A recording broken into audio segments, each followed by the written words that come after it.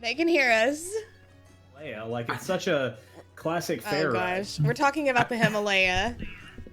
I think I've only been to the fair one time. I mean, it's you're better off, like really, but it's such a thing. Hi everyone. Wait, can I thank Oh. Eel Valkyrie, Zach, and then Eel also again for subs and the gifting of subs because This is my response. I can't. I thought I could do.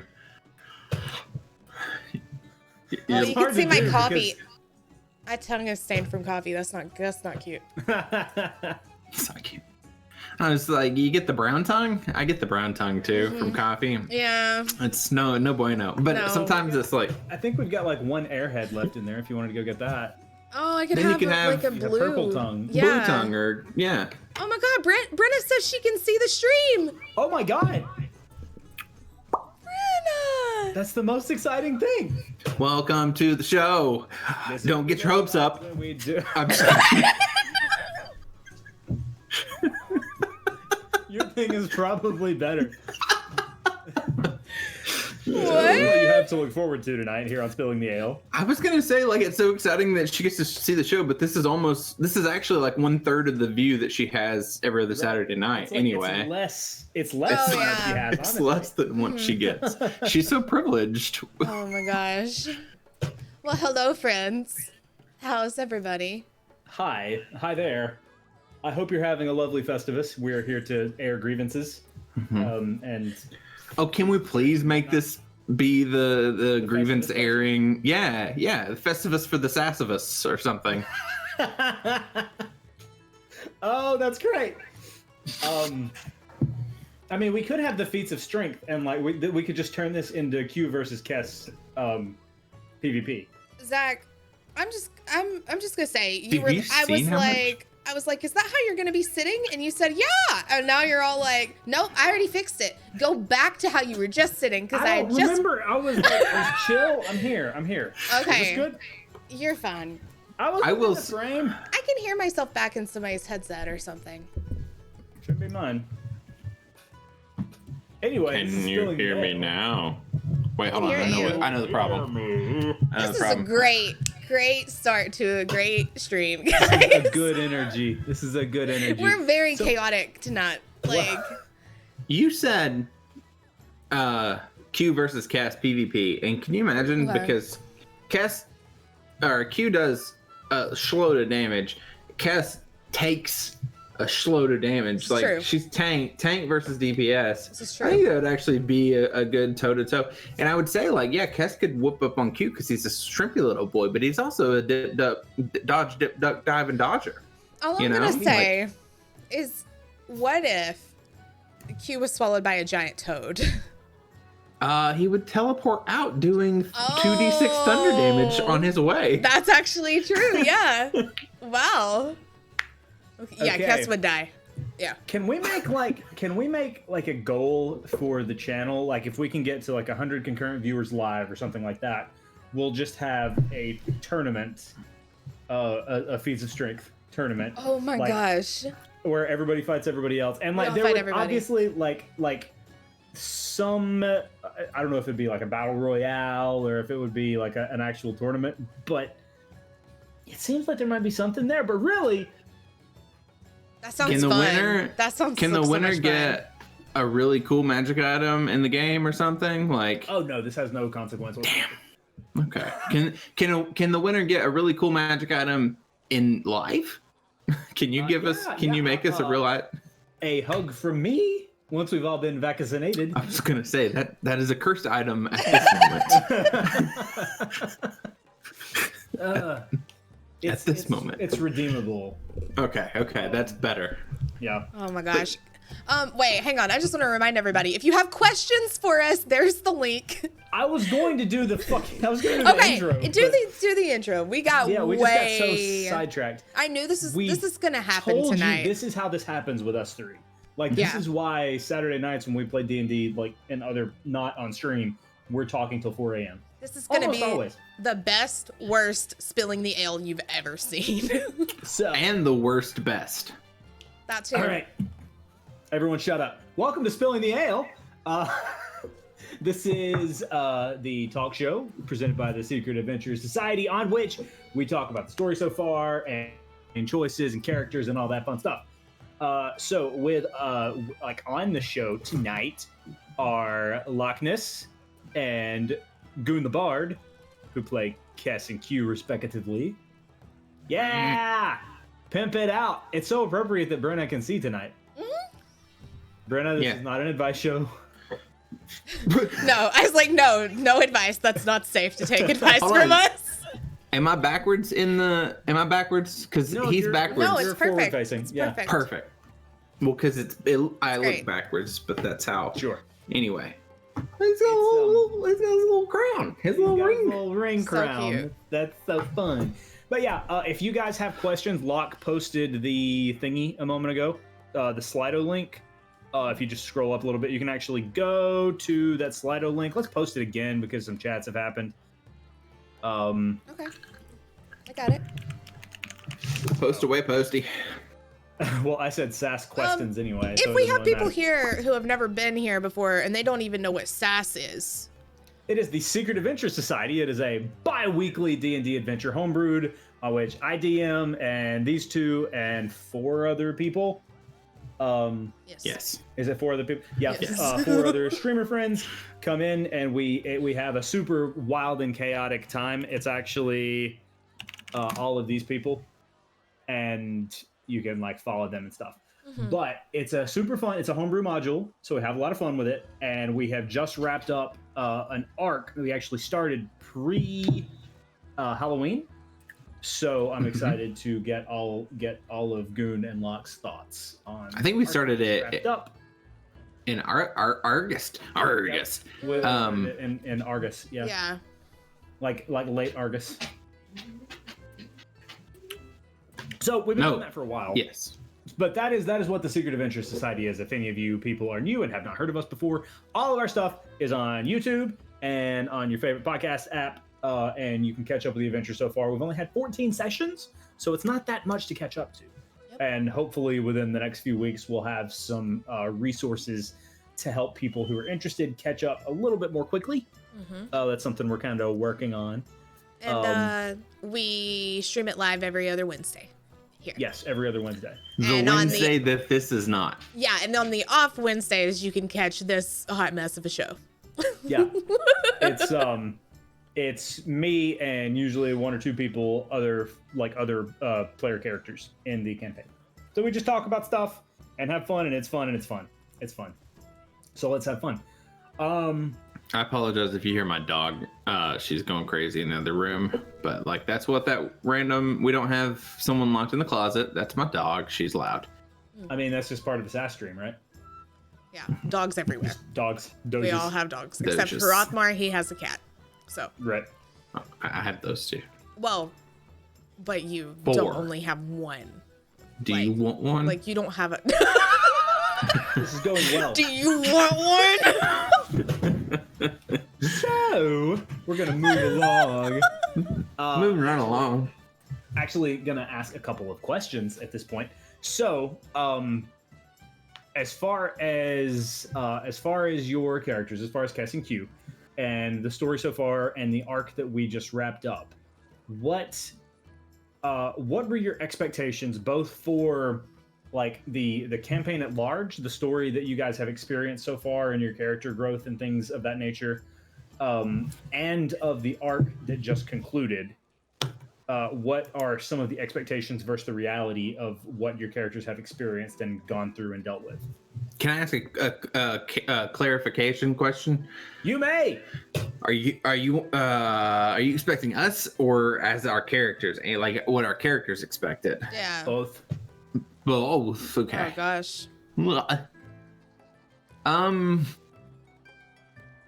You first. You look like you have an answer. Why me Me? first? Oh, her first. Yeah. Why would I be asking you, Zach? You asked the question. So, but, I mean, as far as I can tell, you are looking at me because this is a digital medium. This is true. You look like you had an answer. No, I didn't. I was no. Okay. I'll talk then. I'll talk for a few minutes while you You Yeah. can start a little bit Okay. smaller scale. You can just talk about like your expectations versus reality for this particular arc, and then we can move on into the campaign after that. Well, okay, so for we figured out. I said August. I think we actually started in September. You know, the one before October, because we got to spend all October doing spoopies. Yeah. I was expecting vampires as soon as it started because there were vampires as soon as it started. And I didn't really have anything from you guys on that front. delivered vampires. I think that I can actually answer for both me and Q, in that I think we're still a little intrigued about some major plot points. It seemed like this was well, I don't know if Q is that smart, but in fact, I know he's not. But it does seem like this is a very tiny part in a big machination going on. Like we may have stumbled ass backwards into the big picture. And I think that's a very delightful expression. What felt like the ending of an arc actually felt more like the first, like the end of chapter 1 of a book instead of like the end of a season of a podcast or something. Or television show. That's the thing normal people consume media. This felt like the end of a chapter of a book instead. And so more questions popped up than got answered. Does that make sense? Yeah. That's kind of how I feel. I was not expecting, just to get a little more specific, life well water being a part of this whole vampire thing. Like, was not expecting that, but it makes so much sense because we were sent there because crazy things have been happening all over at the same time. So of course the life well water might have something to do with all of that, but I just wasn't expecting it until Zach was like, it's life well water, like, you know what that is. And I was like, oh, what? Oh God, okay. You're not giving yourself enough credit there. Like I described it and you were like, well, do I know what that is? Because the way you have made life well water sound, it in my head, it's the most beautiful liquid I've ever seen in my entire life. So, like, I would love a vial of it just like sitting here on my desk, just looking at it. Most beautiful liquid except for coffee. Oh no, coffee's not that pretty. This coffee's lost its sheen, yeah. Yeah. This freeze-dried instant coffee that I'm drinking. Oh my gosh. It's good instant coffee, but that's not why we're here. It's great instant coffee, yeah. So what about your characters? Like what were your characters expecting to find in New Hexton versus what they found? And what you said it felt like the end of a chapter. Did it feel that way to Q, or is that just your auspicion? No. Q is mercurial. He flits from one thing to the next very quickly. If he makes it through the day and he's still alive, he's fine. So every day is a new adventure for Q. I don't think he has a lot of expectations, and I made him that way on purpose. But I think it's just survival at this moment, and the problem was, and that's why he was hesitant to go into the vampire house, is like, he enjoys the danger of it all. He also enjoys being around his friends, but like he starts getting too close to the danger, and he's like, his survival instinct starts kicking in. It's like, what the shit are we doing this? Like, I don't. Like, you guys are. That's when he flies, right? Yeah, he'll cast fly on himself or start blinking in and out of existence. And so I think I do when I'm nervous, but yeah, 100%. But I think that like his expectation, he's found a group that has replaced his previous family unit and became a new family unit, sort of, or is becoming one. And I think that's the number one issue. So he's really just like a family pet with slightly more intelligence. Interesting. That's really cute. What that about makes sense. what about Kess? Did she have any expectations as far as what to find? Anything she'd hoped to find and didn't? or just really anything. Feel free to ad lib upon that question. I think Kess is all over the place as far as her emotions go, because one minute she'll feel like she'll be surrounded by everybody and be comfortable with everybody, and then all of a sudden she'll feel super lonely even in the company of everyone. It's not that she doesn't view everyone as like, you know, a party and like a unit now, because she totally does. They've been traveling and fighting together for a while. But I still think that she left in search of things, and she doesn't even really know what she's searching for. So I think I've gotten off topic. It's easier than you think. I don't know how that related to anything you asked. Ask the question again. Spilling the ale, not arranging the ale. And I'm not even drinking alcohol. That's coffee talking. Yeah. Let's start back over. Even more dangerous. Okay, so like you described kind of how Kess is feeling at the moment, and sort of. I don't think that was as off the rails as you feel like it was. Like okay, it felt like I was going, huh? Yeah, well, I mean, you caught. You like on the Himalaya, yeah. Throwback.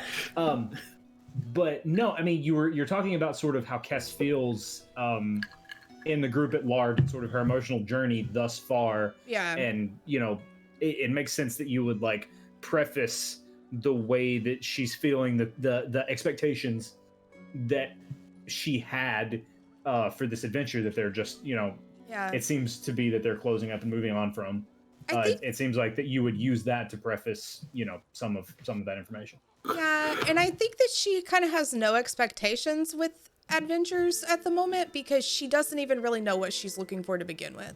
So she's just kind of going because she feels like she needs to go, but she doesn't exactly know why. And then there are times, like I said, where she's just kind of like, am I even doing the right thing? Like, should I even be here in New Hexton fighting vampires? Like, does it matter? Is this part of my journey? How do I know for sure if it is or isn't? And the funny thing is that the Lifewell water was kind of one of those anchors back to, I'm on the right journey. I just need you to know that I have like a goth Moana soundtrack going on in my head. I don't know. Yes. Kess's Moana, Please but put goth. the playlist together, goth. I need someone to record those songs first. Oh my gosh. I feel like with a vibe you can figure. I don't know how many like Polynesian emo, you know.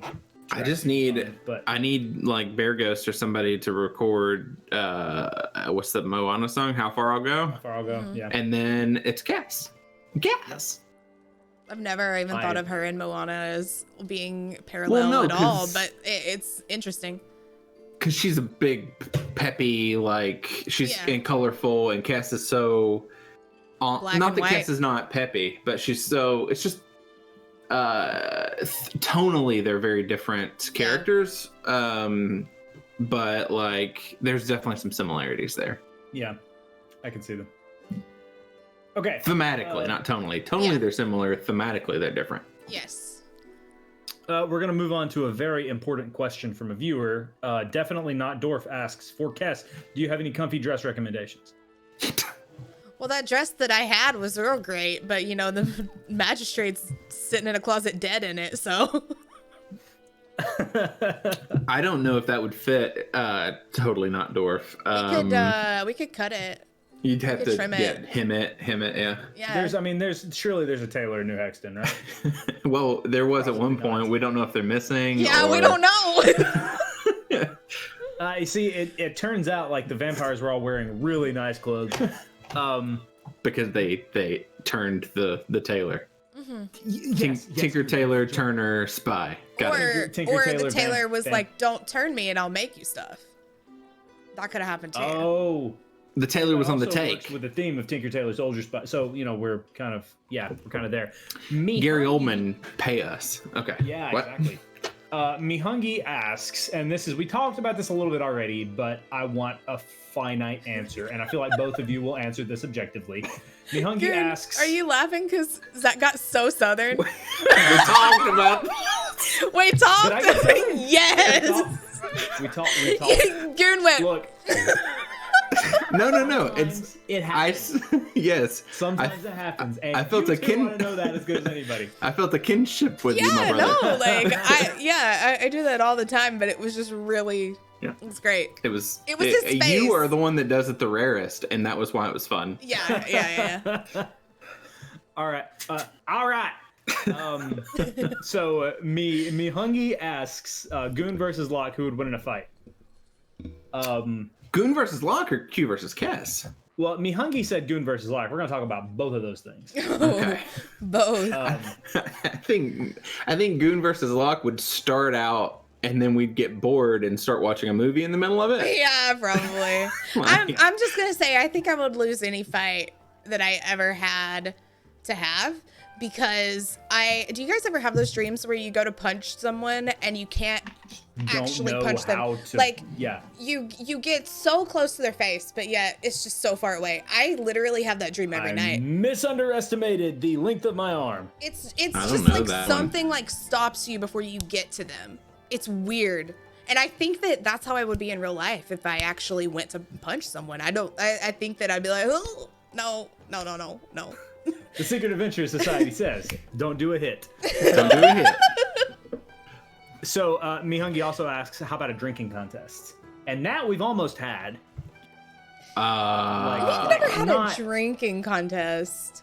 Kess would beat Q because Q doesn't drink. Q, absolutely. Q doesn't drink. And also, if he does drink, it's like one drink and he is out. Because he's 37 pounds. Yeah. And Kess has been like she drinks. Like it's a thing. So that she would beat Q. Now.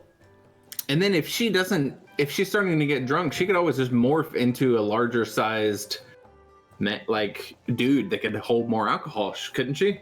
That's fair. Yeah, she could. You know, changeling shit, man. Yeah. Like she could just start broing out in the middle of drinking. That would not change your constitution though. It wouldn't. No. Like it wouldn't do anything for you stats wise. And your con is what keeps you from getting drunk, right? Yeah. So it wouldn't change anything. It wouldn't be if you were fighting, that would make changes, but not necessarily. No. It wouldn't? No. It would change your HP if you were fighting. Not if I used my changeling ability. You have a different... a changeling ability. Yeah, okay. Changeling... that's right. She's also a druid. She could just turn into a bear. Yeah, I'll just turn into an elephant. Just, stick my trunk in margarita and sip it up. Oh, no, don't get trunk drunk. Wait, you don't sip through your nose. Wait. But you do pick up the and then... margarita with your nose. Okay. Yeah. Okay. Yeah. Just like Dumbo. We know. Drunk. Like that great scene in Dumbo where Dumbo has his first margarita. Let's not. We're going to get kicked off Twitch. So, and as far as like Goon versus Locke in a drinking contest, that would end the same way. I'm calling this. That would end the same way a physical fight would. They get bored and watch a movie. Yeah. Or no, we would both get so drunk we would get distracted and then just start talking for hours and hours and hours. And forget to drink and you'd be forget we were having a contest. Son of a bitch, I sobered up. At some point, the Emperor's New Groove or a Goofy movie would be on the television. I'm just saying. Now that Disney Plus is a thing. And we would be eating waffles. Yeah. Yeah. Definitely. Can we have waffle now? Locke and I can. I don't know if you can. Can you? Mihungi gave us a waffle honor. We could take a waffle break. Yeah, we could. The viewers would be really bored, but I mean, we'd come back with waffles.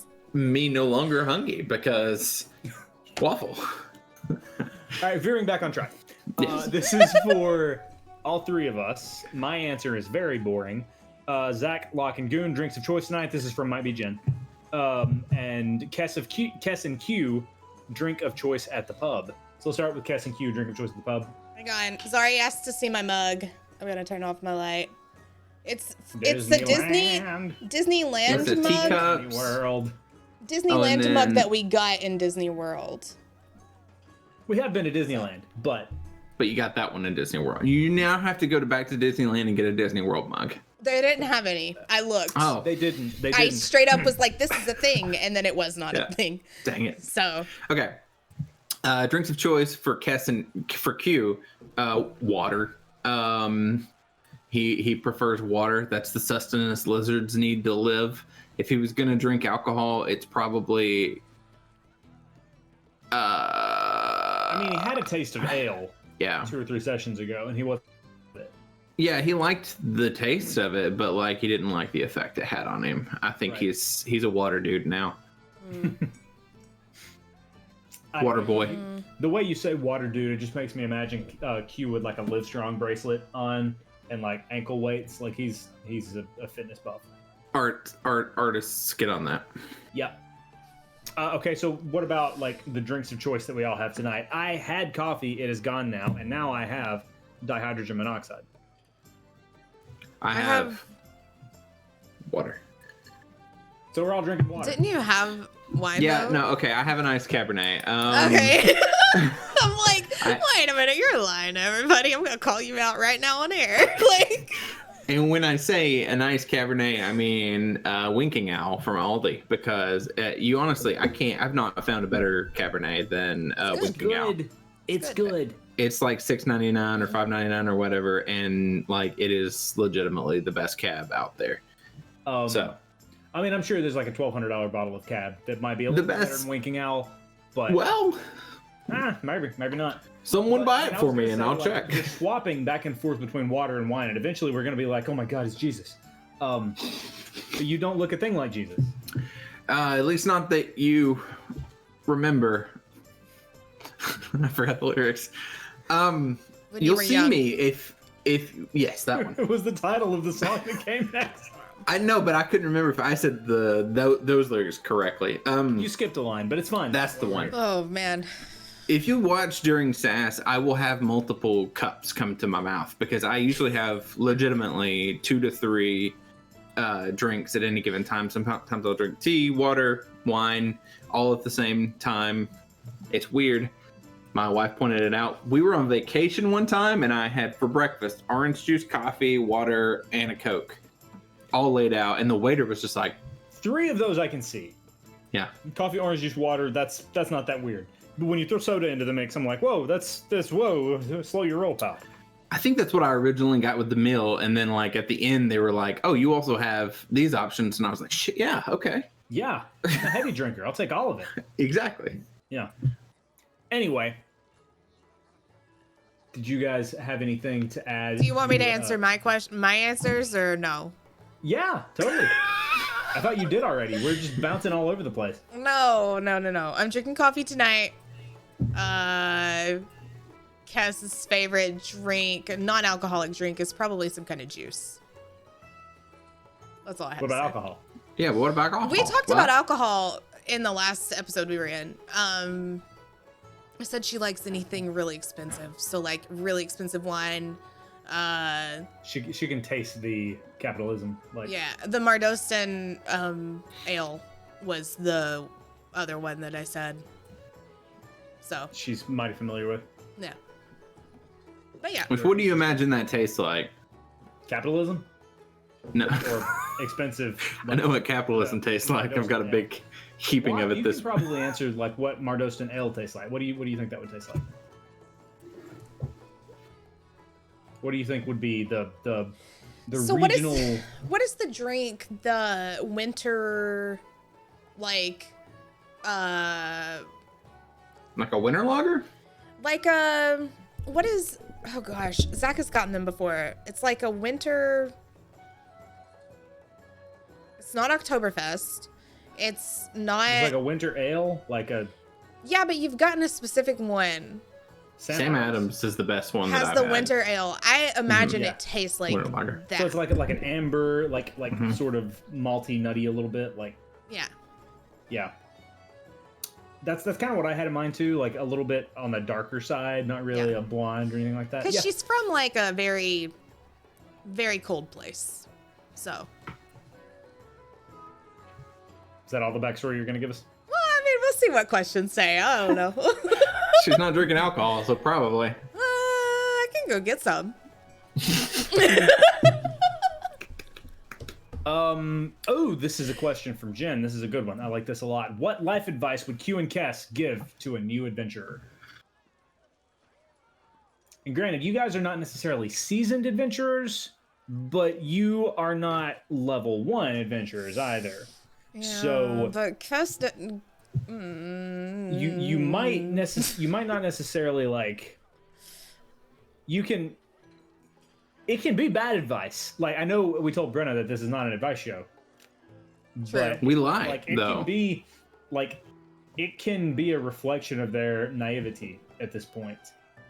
You know, just what advice are they cocky enough to give advice at this point, or do you guys know what I'm saying? Yeah, I don't know. I don't think Kess would give advice. I think she would direct people to Pierce. Because he's the one that just, like, whenever she was just trying to talk to him and be a human, he tried to give her advice. So I think she'd be like, go ask Pierce. I don't know. And I think they got to Kess because Cube wanted him that way. He was like, go ask Kess. And she's now brushed them off even further. This is like, go ask your mother. I Basically. think we're the kids of the party, and we don't need to be giving advice. You know, Yeah, like we're. If Q was pressed, I think that like, you know, like don't share your fish. Obviously. Yeah. You know, don't leave home without mother. Would be one. You know, just all good things. All good things. I think you know, don't pee upstream because Dorf gets really pissed. Probably just some things like that. Sure. I do think that what Pierce said to Kess has stuck with her, which is, like, if you don't call anywhere home, everywhere's really home kind of thought. I think that that's good for travelers and adventurers, and I think that that's been in the back of her head since he said that. Even though she wasn't even looking for answers when she talked to him, but just that is whole... when I've gotten my best advice, is when I wasn't looking for answers. Yeah. Like just in life, your best, the best advice you've gotten has just come from paying attention at the right time. Yeah.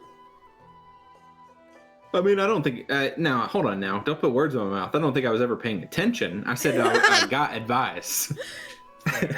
Fair. I've definitely not used it. Zach, how dare you? This one is also from Jen. What one word would you use to describe your character?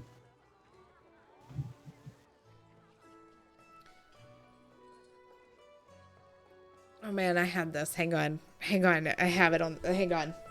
I know this one. I said it earlier. I think I'm gonna go with Looking at a thesaurus or what? What one word or one expression or phrase, if you can't dwindle it down to a single word, that would also work. No. Or quote. The question was word. One word, What is Zach. it? One I word. mean, I'm giving you guys options. Don't No. you know. We like restrictions. All right, one syllable. You get one syllable. Is the syllable that Q gets. I think mercurial. I said it earlier. It's a word I've been thinking of lately. It's to describe him is mercurial, which I know exactly what mercurial means, but if there's someone watching who does not know what mercurial means, so a cat would be mercurial in the fact that like it's just interest is tied to whatever's in front of their face at the moment. Okay. Just sort of flits about like how I described him earlier. I'm not smart. It's just a word that came up on a YouTube stream about D&D, actually, weirdly enough. And I was like, 100% sure you were about to say cats. Oh, I'm sure it is in the weird lyrics to the Broadway show Cats, probably somewhere. Probably. Or in a description of the film adaptation of Cats in a critic review someplace. Mm-hmm. What about you, Luck? What is the one word to I can't describe remember Cats? the word. I have the perfect word. Have been thinking it this entire Have game. you said it to me? Yes. And I can't think of the word. Kess. That's the one word. Kess. All right, hold on to that thought. We'll come I'm back so to it. If you think of angry. it, you're gonna like say it, like either toward the Let end me of the see if stream. I wrote it or- down. Oh, she's gone. And she's gone. No, I'm still here. Oh. Okay. She's back. I'm just gonna flip through a book, okay? Just a random book and pick a word? No. Yeah, I've got a copy of The Great Gatsby here, and we went to Very different books. weirdly. Probably two, like, there's probably some good words in there.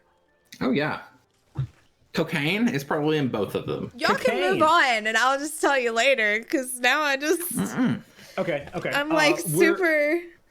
This question is from Anonymous. This is I a love their general work. D&D question, a general D&D question, and we have protocol for this at our table, like both of the tables that we play at together. When you have negative interactions with other characters, how do you keep that in the game and not let it? What? Just having PTSD. It's fine. Yeah. Having Pete. Oh, I don't know. Okay. I'm gonna know. finish the question if that's okay. Yeah. Yeah. No, I don't. Negative interactions with other characters. How do you keep that in the game and not let anger spill over to real life? We at SAS have a safe word for if things go a little bit too far in roleplay. We've got something like that in an IRL campaign that we play in as well. It's just like, and that's just me speaking as DM. I'll let them answer as well, but that's like as far as just sort of fail-safe things that we can do to sort of keep tensions from boiling over too much, and just as a reminder that this is a game and we are playing these characters, and we need to foster a safe space so that way everyone is comfortable exploring the story in ways that they need to for it to flow naturally. But at the same time, you don't know, if you've got 6 people at a table, you don't know what everybody's triggers are going to be, what everybody's like angers and anxieties. So it's like, we found that it's nice to have a safe word, so that way if something is said and you don't want to bring a whole lot of attention to it, you can say that, take a break, talk about it, fix it in inside voices, and move on. What about you guys? Well, not that I've ever gotten into any in-game conflicts with ahead, any Goon. characters. I do think that I've been blessed with very good DMs, and every DM that I've had has established protocols that if something they've done upsets you, or if something that is being continuously done by another player upsets you, that just exactly like Zach says, right?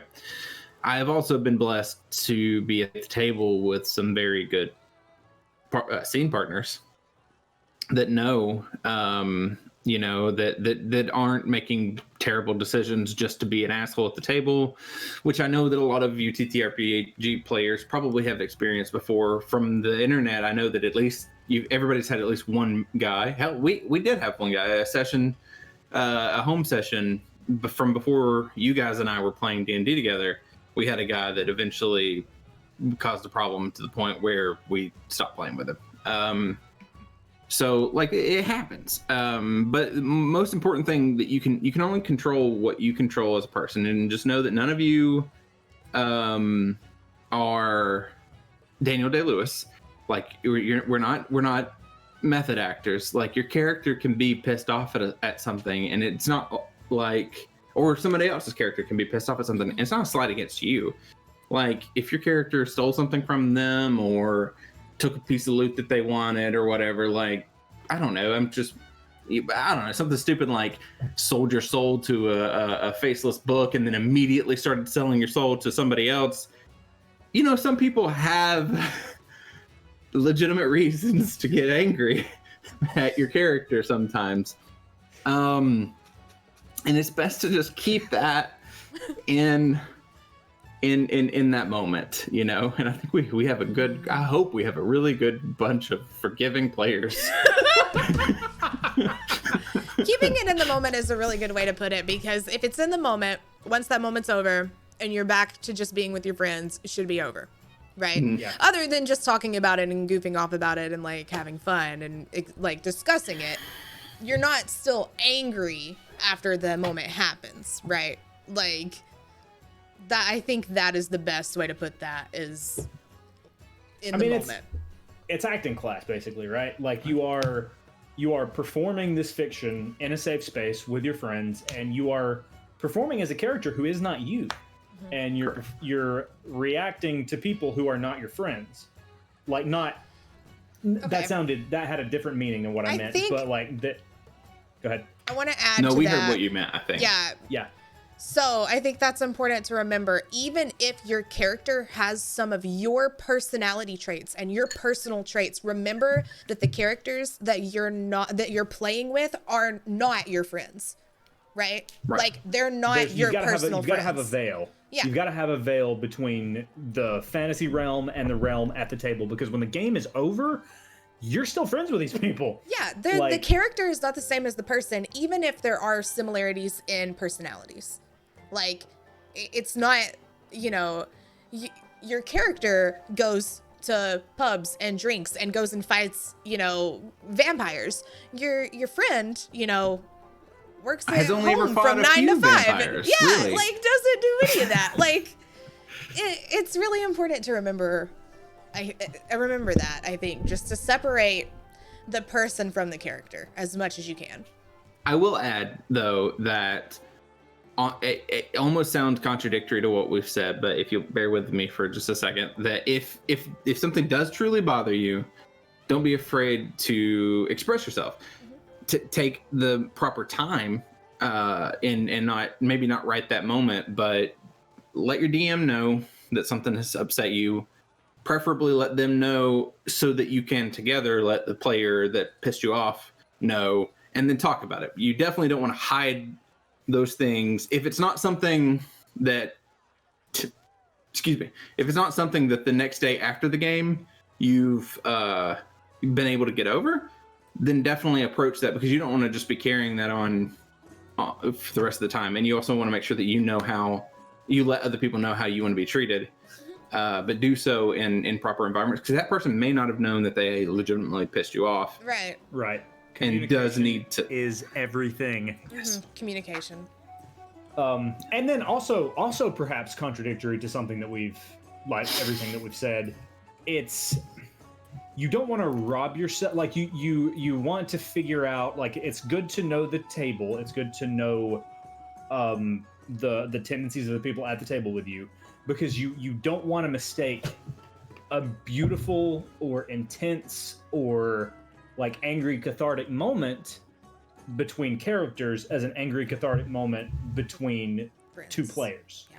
Like you want those moments to happen, because that's what gives the game life. But you, like, okay, I'm just going to use a nameless example, but last weekend in the other game that the three of us play in, there was a very raw, very real, very passionate exchange between two characters. Beautiful moment. Very beautiful moment. We all knew that it was not player, it was character. But it was one of the most real and like raw things I've ever seen. Brenna's like dot in the chat. It was amazing. It was fan-fucking-tastic. But you don't want to rob yourselves of those moments. So like just make sure that you, if you're again, communication is everything, but make sure that you are talking with the table and you know what the line in the sand is between someone being upset at you and a character being upset at another character. Yeah. Because if you don't let characters be upset at other characters, then everybody plays the game differently. Then it's so vanilla. It's not even interesting, right? Like our character interactions. Our character interactions is what makes the story even better. Right. So. And like, there's nothing wrong with it if you have an emotional trigger that doesn't allow you to have characters that can explore those type of feelings. There's nothing wrong with that. Just make sure you make that clear with the people at your table. A session 0 at the very beginning, a conversation Yes. with your DM, with the people. They call it a session 0. It doesn't have to be a formal session. It could just be a talk beforehand of what your boundaries are. If there's anything like that specifically triggers you. Yes, Which we, always.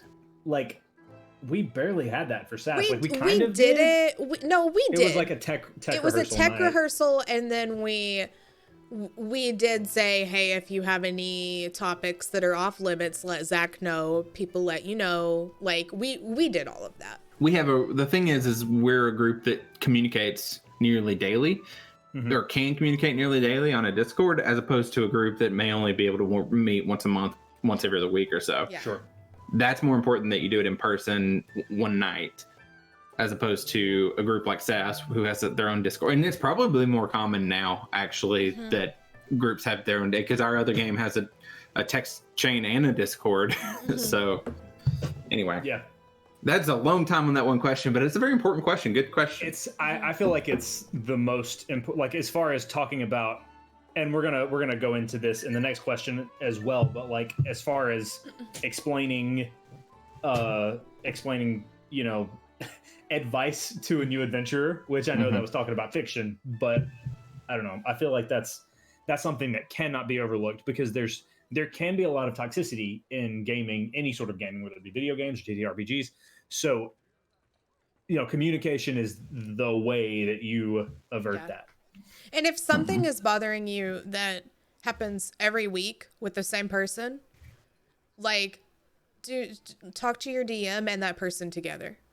Just like, let them know that is a thing that bothers you, because they might not even realize what they're doing or anything like that. So that's really important. Right. If you're afraid you've not communicated clearly, continue communicating. Let us see. I had a question and someone liked it and it moved up. Oh, they move around. Yeah. Definitely Eric asks, and I love this question, how do you explain D&D to a non-nerd in the most non-nerd way possible? Goon, you have done this in the perfect way. At least I've never once listened to a word that comes out of my mouth, so tell me, how did I do it? I'll let y'all go first. Locke, you sounded like you had a thing that you were going to say. Or was that I have no idea what to say sigh? That was I'm trying to think of any time that I have explained it. Whoa. We have a great way of explaining it. It's like a safe room. Like a safe, escape room. Escape room. That's how Goon explained it to us. Did I say that? That's beautiful. That's amazing. That's so smart. Did I do that? Yes. Yes, you did. I don't remember this. It's like an escape room, but what? I don't remember the rest. That was 2 years ago. So like everybody tabletop game, you expect, like, you roll dice and then you move around a board, and that ain't what happens in D&D. So it's more like you're in an escape room and the DM presents information to you and you use that information to move forward. It's to solve a theater problem. of the mind escape room. Yeah. Yes, it's an escape room, but your brain is the room. And I think one of the most important things that we've realized that needs to be clear is that you don't take turns when you're talking.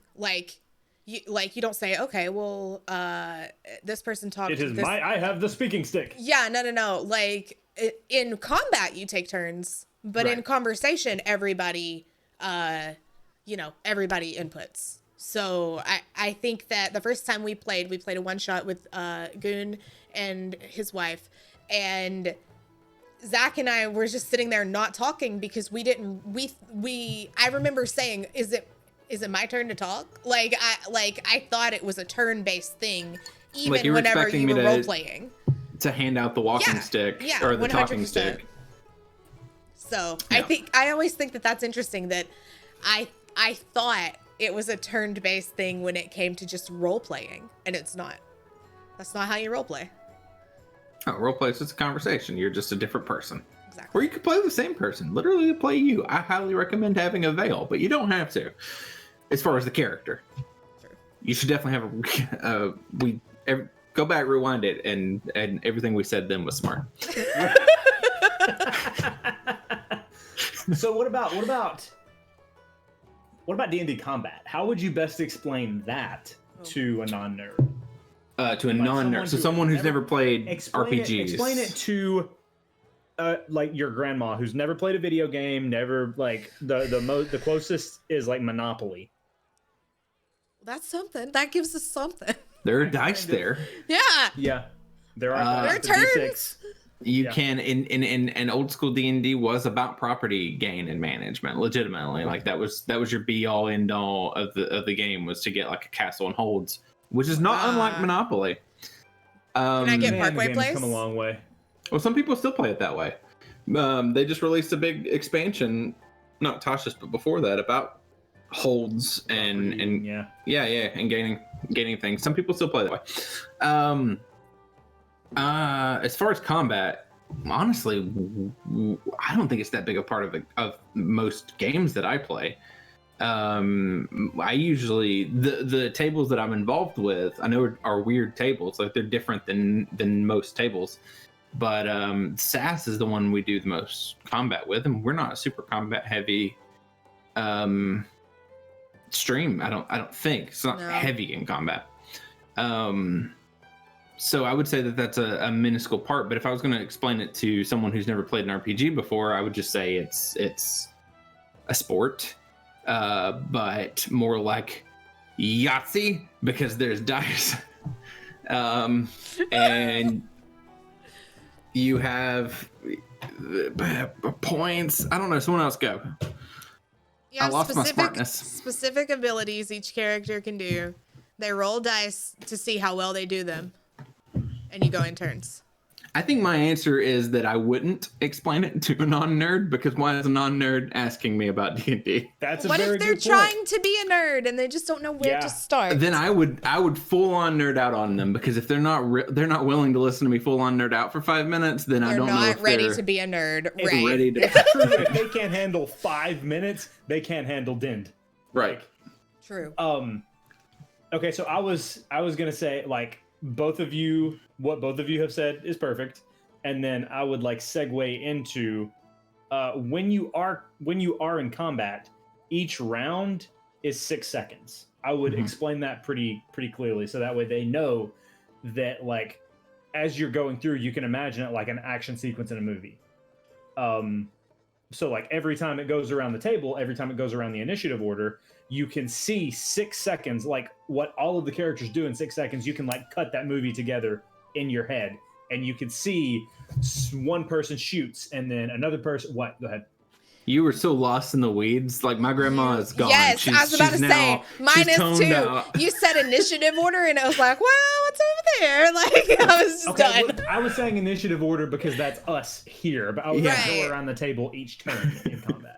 Yeah, I wouldn't get into that, but you did bring up an excellent point, is that if they've ever seen a Marvel movie, which I would say a lot of non-nerds have, if I was talking to my dad, I would probably bring up like a Jean-Claude Van Damme movie, like, but you get to play Jean-Claude Van Damme, you get to tell him who he kicks and punches at every, like, that's probably I hadn't thought of that until you brought that up, but that's how I would explain it to what I would consider a non-nerd. Mm-hmm. And you can describe it in the most kick-ass way you can possibly think of, and like you can do whatever you want as long as it's on your sheet. Yeah, that was the thing. Whenever we played, we did a one shot with my mom and dad and my sister, and my mom kept making up her own spells. She's like, I turn invisible, and I was like, you're like level 1, you can't do that. She was like, can I turn them into a snake? And I was like, nope. She was just like, what can I do? I was like, you can cast on the sheet of paper. Magic missiles. like it's right there. You can do everything that's right there. But she was just so like in her own imagination, she could do whatever she wanted. And whenever you get higher level, you can do a lot of different stuff. But it's like you have rules and you have to be within the limits of them. But as long as your imagination is like big enough, you can take those things and twist them into whatever you want. No rules can contain Loch Mama, okay? Like, she's gonna go out. Dude, she had a voice and everything. She was ready. It was amazing. She did. She was ready to tell a story. She played a wizard then? Oh yeah. Nice. Oh yeah. No, she was a sorcerer, I think. Okay. Because I didn't want to deal with spell components. Oh, that's fair. I think. Maybe she was a wizard. Is it fair? No, I think she was a wizard. She was a wizard. I don't remember. Maybe I didn't want to deal with spell books. I don't remember. I don't know. She was a mage. She was magical in nature. I don't know why. I mean, it would have been my headache. But anyway, Bad Curry actually says in chat, combat is very slow, the RP is very fast. And that is exactly the opposite of what you expect when you're explaining D&D. But that's exactly how it goes. You think combat's going to be so fast. You're going to be doing all the stuff and you're going to be punching all the stuff. But it's like, okay, I punched them. And it's like, okay, wait on everybody else to do all their cool stuff too. What are you going to do next? Like, it's so slow. So it's funny because I grew up in D&D with a 2-person crew. Like we had a DM and then there was 2 guys at the table.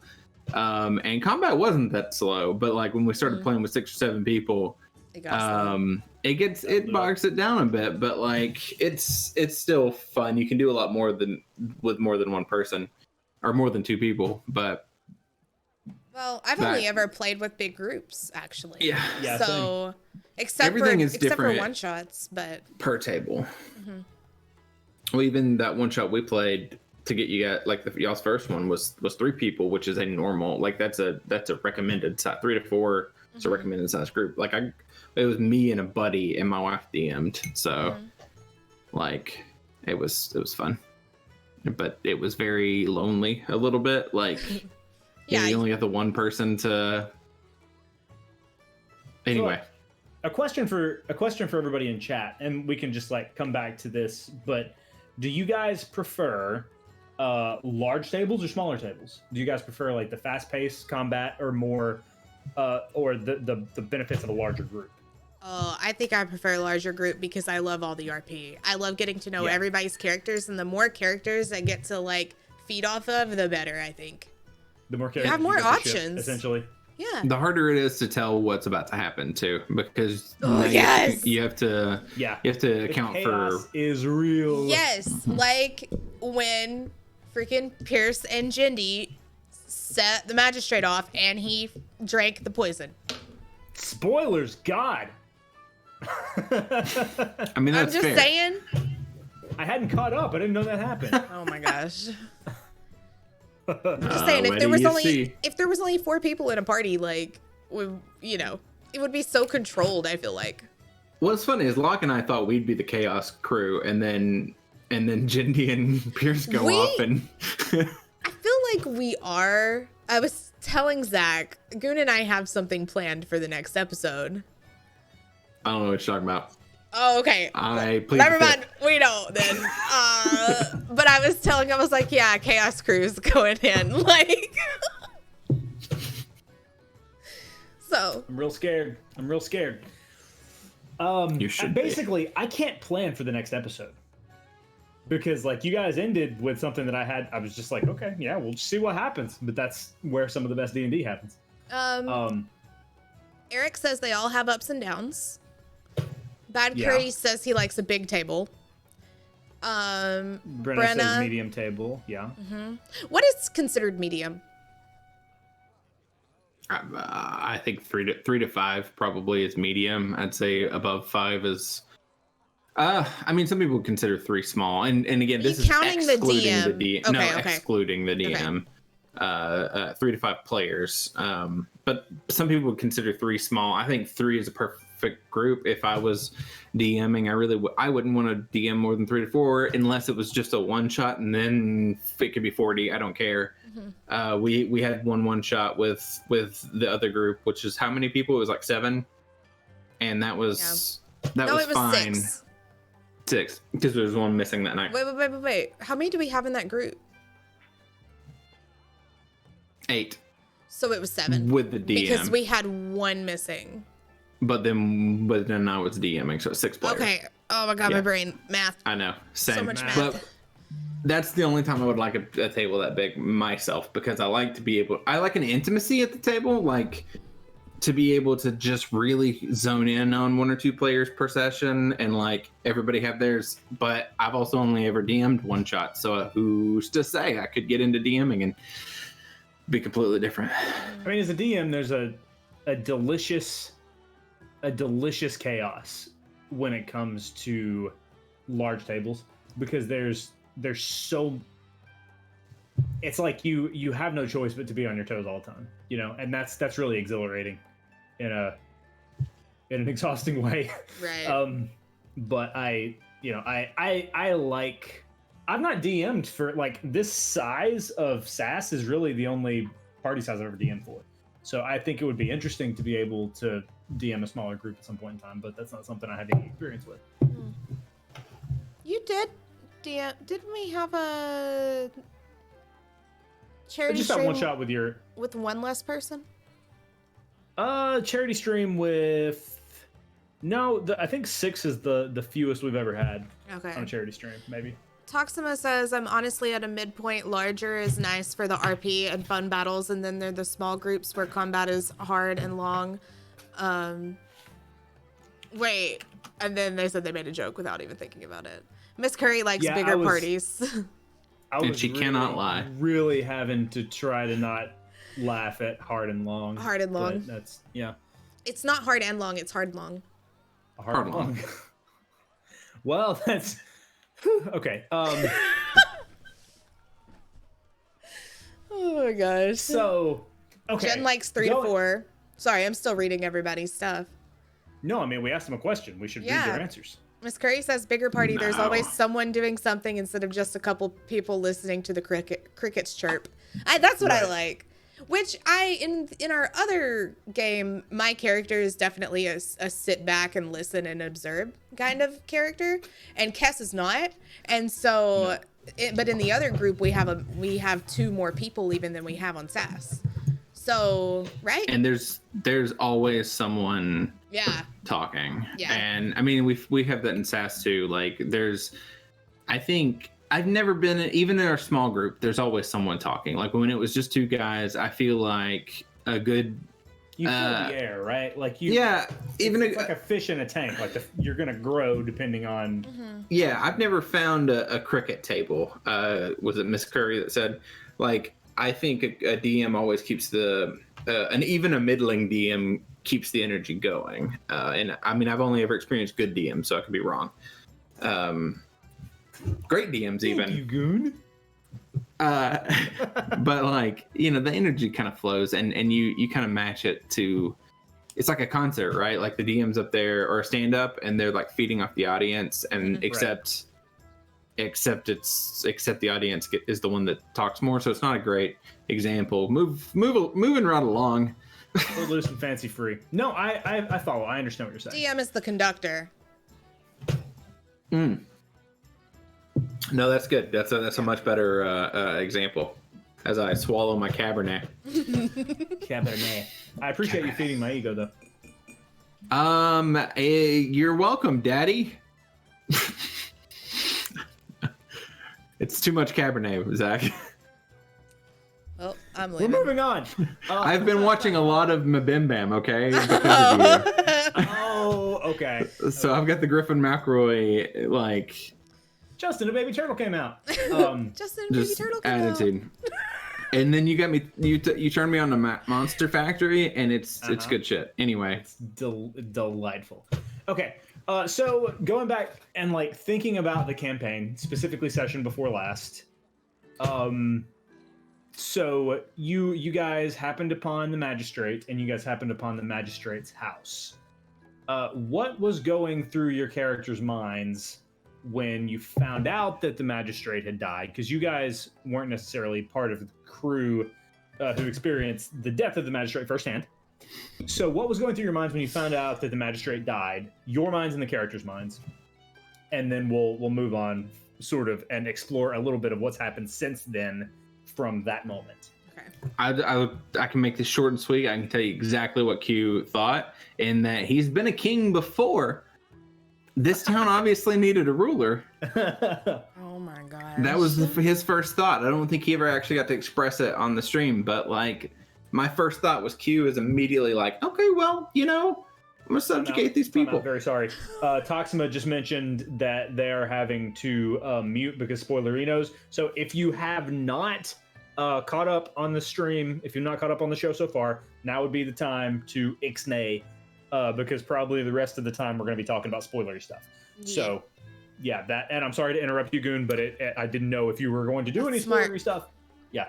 But when will this be re-aired so that they can find it on YouTube? Is what I'm trying to say. It'll be on YouTube. This ought to be on YouTube Christmas morning. Like, we ought to be able to make that happen. Yeah. So when you catch up, come back and then hang out with us.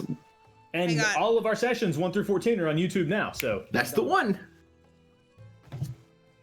You say hang on for a lot. I'm adding a spoiler thing. Oh, I lost it. Oh no. Oh, I turned it upside down. Oh, okay. Wait, I see. Wait, what do you? There. I don't see it upside down on the thing, or maybe I'm just watching on a delay. Upside down and inside out. You can feel it. That's Okay, go. Spoilers, right? Yeah. Yeah, It looks weird in all caps. Spoilers. Toxima, we love you. Thank you for hanging out. And again, we are talking spoilers. So now gotta go back to work. Mihungi says, thank you for hanging out, Mihungi. But yes, if you have not had a chance to listen, now is the time to zone out. Mihungi, make sure you eat something. If you want to, but perhaps mute.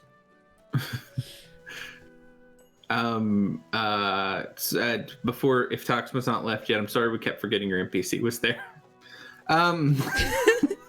I didn't, but you know, that was just me. Q just was like, ah! Kess really talks a lot, like instant trust with Tox. And I don't know if it's because Locke loves Toxima so much, or if it's like, which could be dangerous depending on what Zach does with characters named after our friends and our murders them in cold blood. And we've had 2 questionable characters named after villains thus far. This is true. So would you ship Kess and Tox? And if so, what would the ship name be? Block. This is dangerous. Kessima. Okay, all right. You wanted me to say Cox, didn't you?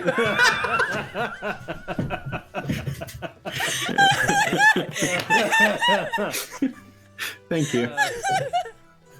Goon was trying so hard. I know. I succeeded. That was a natural 20. That was good. I mean, you didn't say it. Okay, so it was a scoring. It was a hit. It wasn't natural. Natural 20 would have been you said it and didn't know you were about to say it. Right. Which is the goal. Right, but you know what streaming has trained me to do? What? Say things in my brain first before I actually say them out loud. Yeah.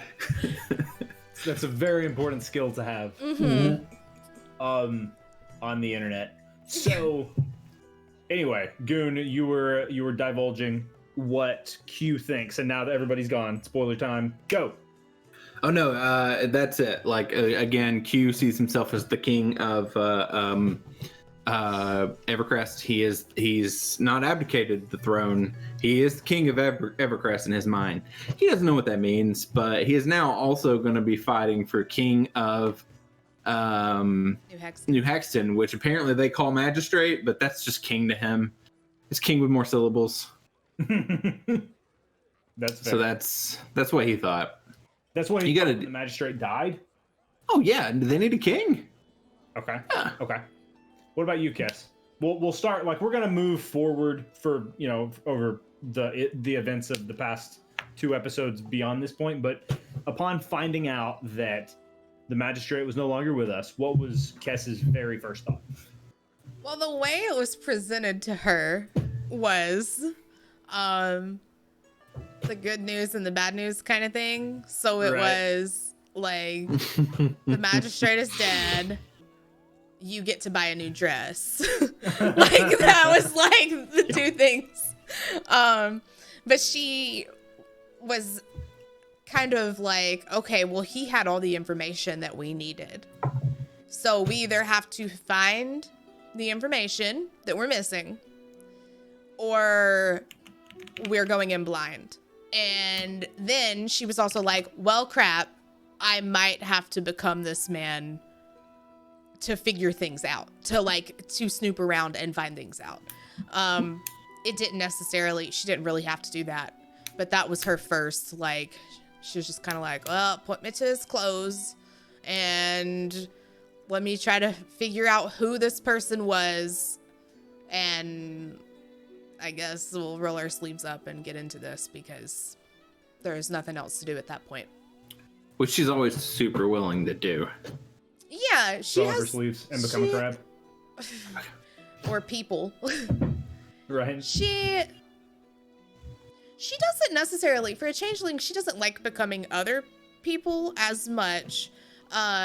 She has her high elf form, and that's kind of her, I was gonna say comfort zone, but it's not even her comfort zone. She's always felt uncomfortable in that skin anyways. Her comfort zone is her regular changeling form that she's supposed to have hidden from everyone for her entire life. Isn't that kind of a beautiful, false dichotomy? Not false dichotomy, but isn't that kind of just a beautiful irony that, most of us live our lives uncomfortable in our own skin, but Kess is most comfortable in her own skin, and she's most uncomfortable pretending to be other people. It's both, really. She's uncomfortable in her own skin, but she also thinks that it's because she's never been allowed to be herself. So she doesn't. So she's got a little bit of a rebellious. She's trying to figure out who she is. So being in her own skin is her kind of. She wants to figure that out, and whenever she has to go back to being a high elf, she's just kind of like, okay, back to this again. But it says a lot about her that she is most comfortable when she's testing her boundaries. Does that make sense? Most of us are uncomfortable by pushing our limits and figuring out who we are as people. Some of that is the most difficult to the most painful stuff to figure out is who we are as people and pushing ourselves to our limits to figure that out. But you're saying that Kess is the most comfortable doing that. I just want you to know that I'm about to tear up thinking of the Catch Me If You Can Broadway musical. And which if you've seen it, is not at all off topic because there's the song Someone Else's Skin and Kess it's all on Spotify. You just need to listen to Catch Me If You Can the musical because that's some Kess shit right there. Okay. So I've actually not listened to that at all. It's Aaron Tveit. It's so good. It's so good. I didn't know Tveit. Yeah, and one of the Dukes, whichever Dukes of Hazzard boys is a Broadway star now. The not blonde one, but the Luke Duke is. Are you talking about the Johnny Knoxville and Sean William Scott, or the Dukes of Hazzard, not the sad 2000s ripoff. But anyway, that was not as supposed to be a diatribe. It was supposed to be a specific Catch Me If You Can the musical touches on all of these things that you guys are talking about, but specifically the song Someone Else's Skin, and because he's a rogue. He's a changeling rogue. He legitimately is, as much as you can be as a human. That's his thing. He's a con man that changes his appearance to fool the law and becomes a doctor, passes the bar, but a very intelligent person. I'm not gonna get. Anyway, the point is, Kess, you good shit. I feel like everything that I said just contradicts what I'm about to say as well, though, because she's very complicated when it comes to that whole thing. This is way off topic from the actual question. We were talking about. It's not off topic at all. It's spilling the ale. Just spill it. And don't cry over spilled ale. Well. So I feel like she is. Okay. Whenever the best thing I know how to explain what I'm about to say is whenever we were at the bathhouse and she didn't really care, to just, get in the bath with everybody. She wasn't self-conscious or anything like that because she was in her high elf form. It was like she was wearing clothes anyway, right? Because it's not what? Yeah. It's like and, she's wearing clothes. Yeah, and it's like, that's not really her. So she's like not exposing herself to everyone. She's just somebody else. You know, like it's just like if she was just a different person. But if she had have been in her changeling form, I don't think she would have gone in the, like, she would have gotten in her clothes. I don't think she would have taken her clothes off. It's like a cheat. It's a cheat code. She cheated us. She just she's more comfortable being her changeling self because it's who she really wants to be. But then she's also very self-conscious of herself because she still doesn't know that person. So I mean, just like anybody else, she has a limit. Yeah. Like she has like, a limit that she's willing. Yeah. Changing into other people, she doesn't care. Like whenever she's in her high elf form, she's like, yeah, I'm a pretty high elf, but this isn't me. You know, like this isn't who I really am. So yeah, I don't care. Wow. I don't know. There's some ale. Incredibly complex. Yeah. I love that. I like it because it's like this illusion of vulnerability that she gave everybody, but she's not actually vulnerable. Like she's not actually. You want me to? Because everybody else dropped they became vulnerable with the whole rest of the group. I mean, because if you think about it, someone like Q, for example, taking off of all of his clothes was not the kind of vulnerable that a human would think it would be, right? But it is a defensive vulnerability. Mm-hmm. And so, like, which for him is one and the same. Right, exactly. So that's something that, like, he would have, like, that was still showing a thing of vulnerability. Mm-hmm. But for all of the other beings in the pool, it was this moment of, like, we trust each other enough to get defensively and also sexually naked, you know, like we're just out in the open except for Kess. Yeah. Is the name of this episode Sexually Naked? No. This is episode like 4. That's true. But I think like, so I've done a couple of very specific things with her as far as that kind of stuff goes. So like whenever we did all get in the bath, like in the bathhouse together, I said that she almost didn't, and she's kind of like sort of like hiding from Pierce, and then she just didn't care because she had been in her changeling form around everybody, and then she had to remind herself, oh wait, no, I'm fine, I'm in my high elf form, it doesn't matter. Because again, she's still wearing a set of clothes, exactly, essentially. And then charade. I don't know if it was this past episode. I think it was the one before this, but it was the Pierce was like, he wanted to talk to her. And I was like, should I change into this? Do I need to be in this? Like I was asking him like what form I needed. He wanted to talk to me in, you know? And he was like, I don't care. She changed into her changeling form. It's like Magneto and Mystique and X-Men, was it First Class? Yes. Yeah. I don't know if it's like that. I'm just saying her changeling appearance has, pay attention to specifics with vulnerability with her and other party members. And I'm trying really hard to both listen to her, but also like, have like a subtle sort of storytelling mechanic that you can do to sort of, and you're doing a very good job based on what you're describing. Holy shit. It's just little things. And I don't think people pick up on stuff like that's that little and subtle, but you know me, I'm all about details, tiny details. Detail oriented. Have you met the people that listen to this show, the people who have sent in these questions? That's true. They're very insightful. Goon, did you have anything to add?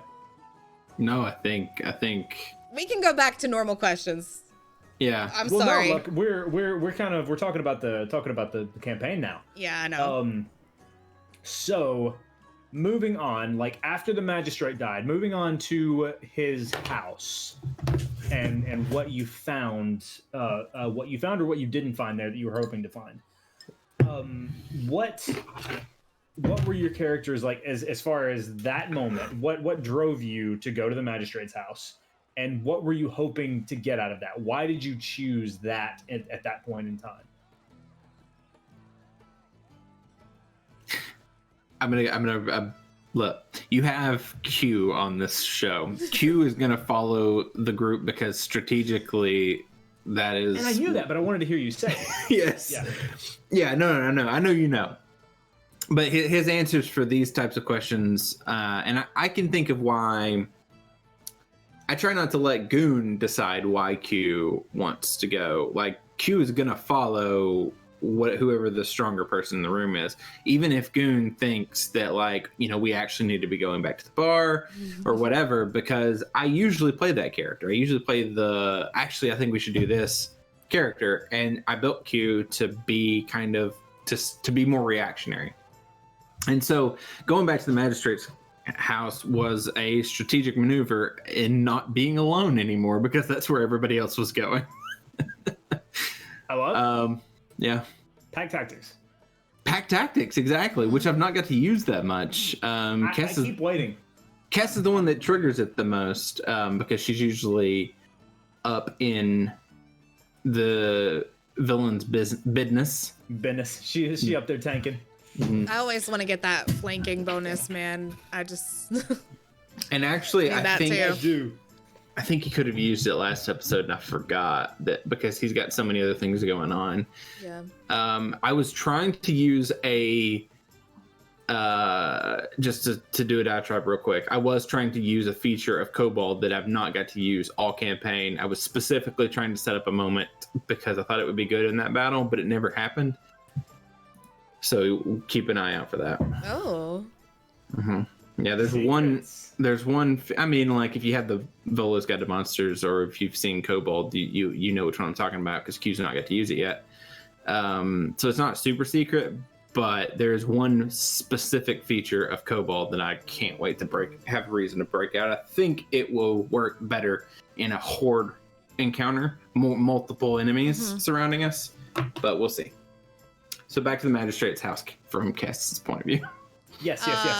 Well, I kind of answered this before. Whenever I said Kess was instantly like, I might have to become this man. I need everything I can find on him to do it in a right way. So that's why she wanted to go to his house. She wanted any information. You were researching for a role. Basically, yeah. Needed to know what he was about. And it was, if I'm not mistaken, it was Kess who was like, "We need to go to his house. Do you know where to go?" I said, "Talks where, you know where the magistrate lives, and does he have family?" Yeah. So, yeah. What about what you actually found there? Like what all of you found there? Ooh. Was it what as far as what you found there? How did it meet your expectations, and how did it shape your expectations for the things that are to come? And this is not necessarily this is Kess and Q or Goon and Loch. That's what I was about to ask. Yeah. So I will say finding I might just have to turn my camera off for this, because like I don't know. No, I'm kidding. You can't turn it off because it'll mess everything up. You can walk away. Yeah, you can do that. No, seriously, we're good.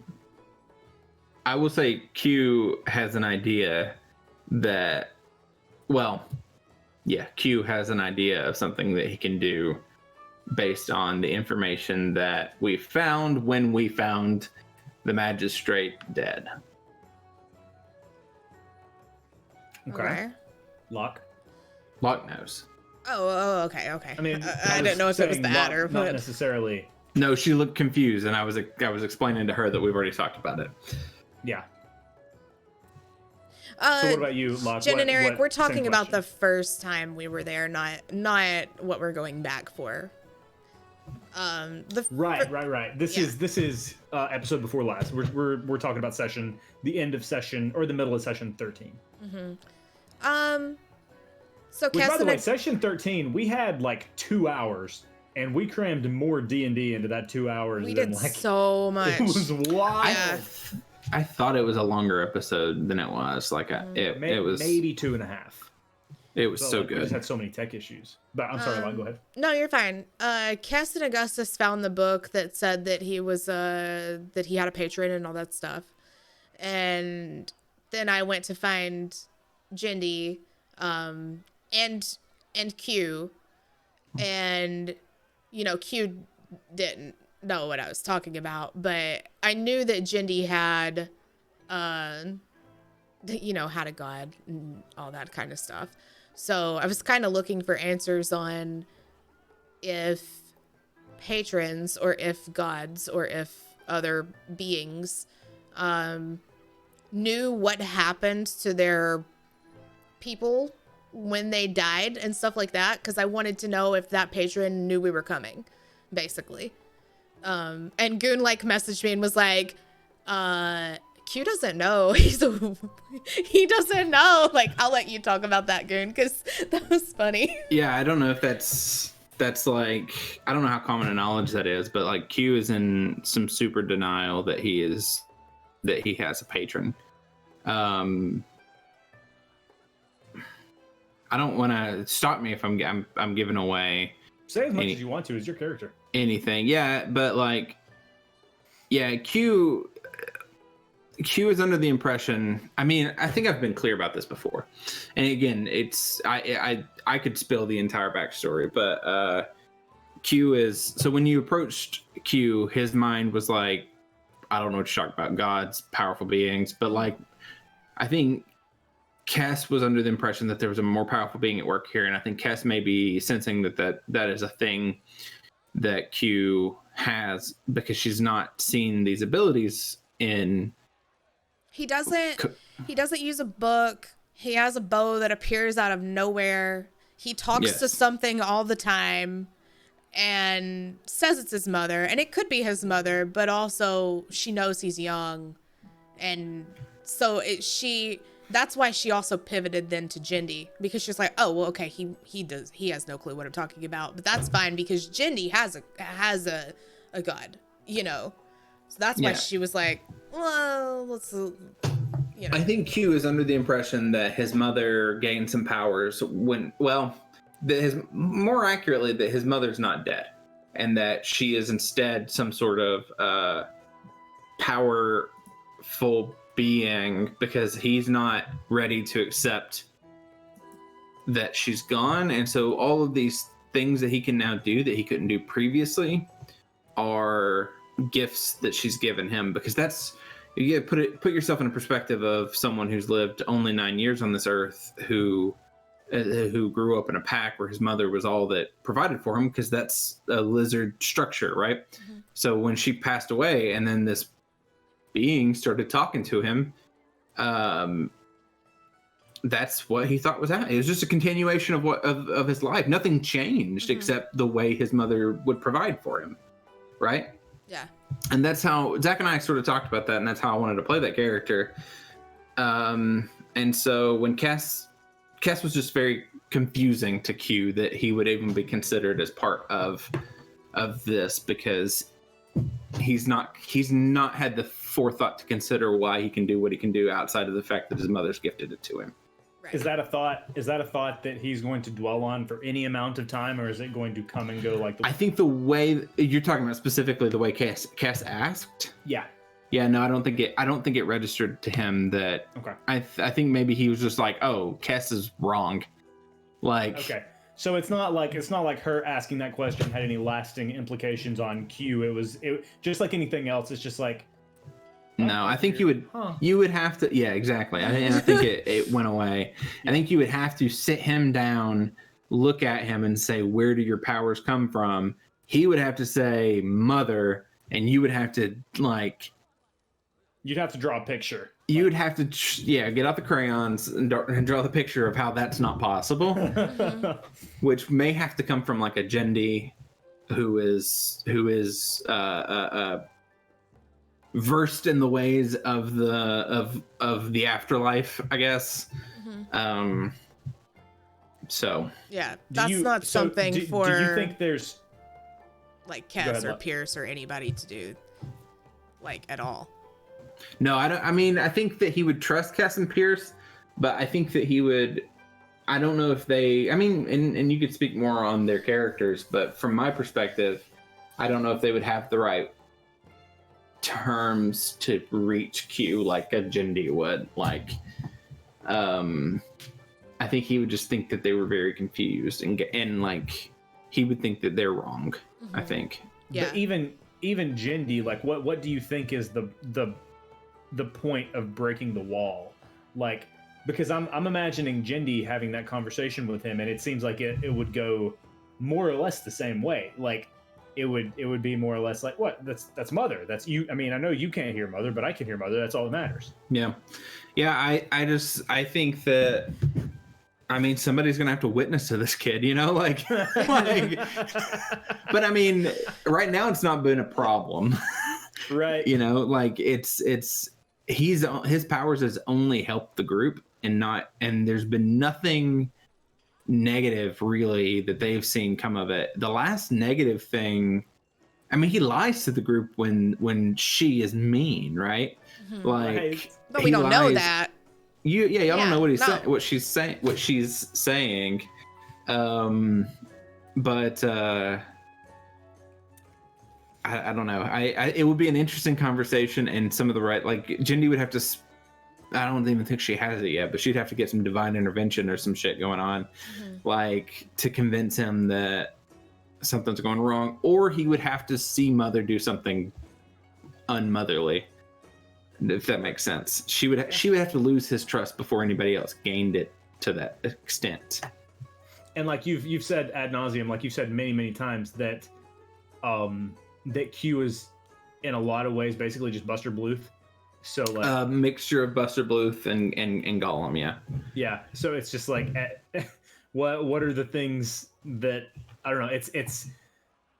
It's hard to imagine very many things, and you know the show explores it a little bit, but we're not here to talk about Arrested Development. But it like, but we can be. We could. We can be, yeah. It's worth it. But yeah, I don't know. It's a very interesting character dynamic, and it's a very interesting.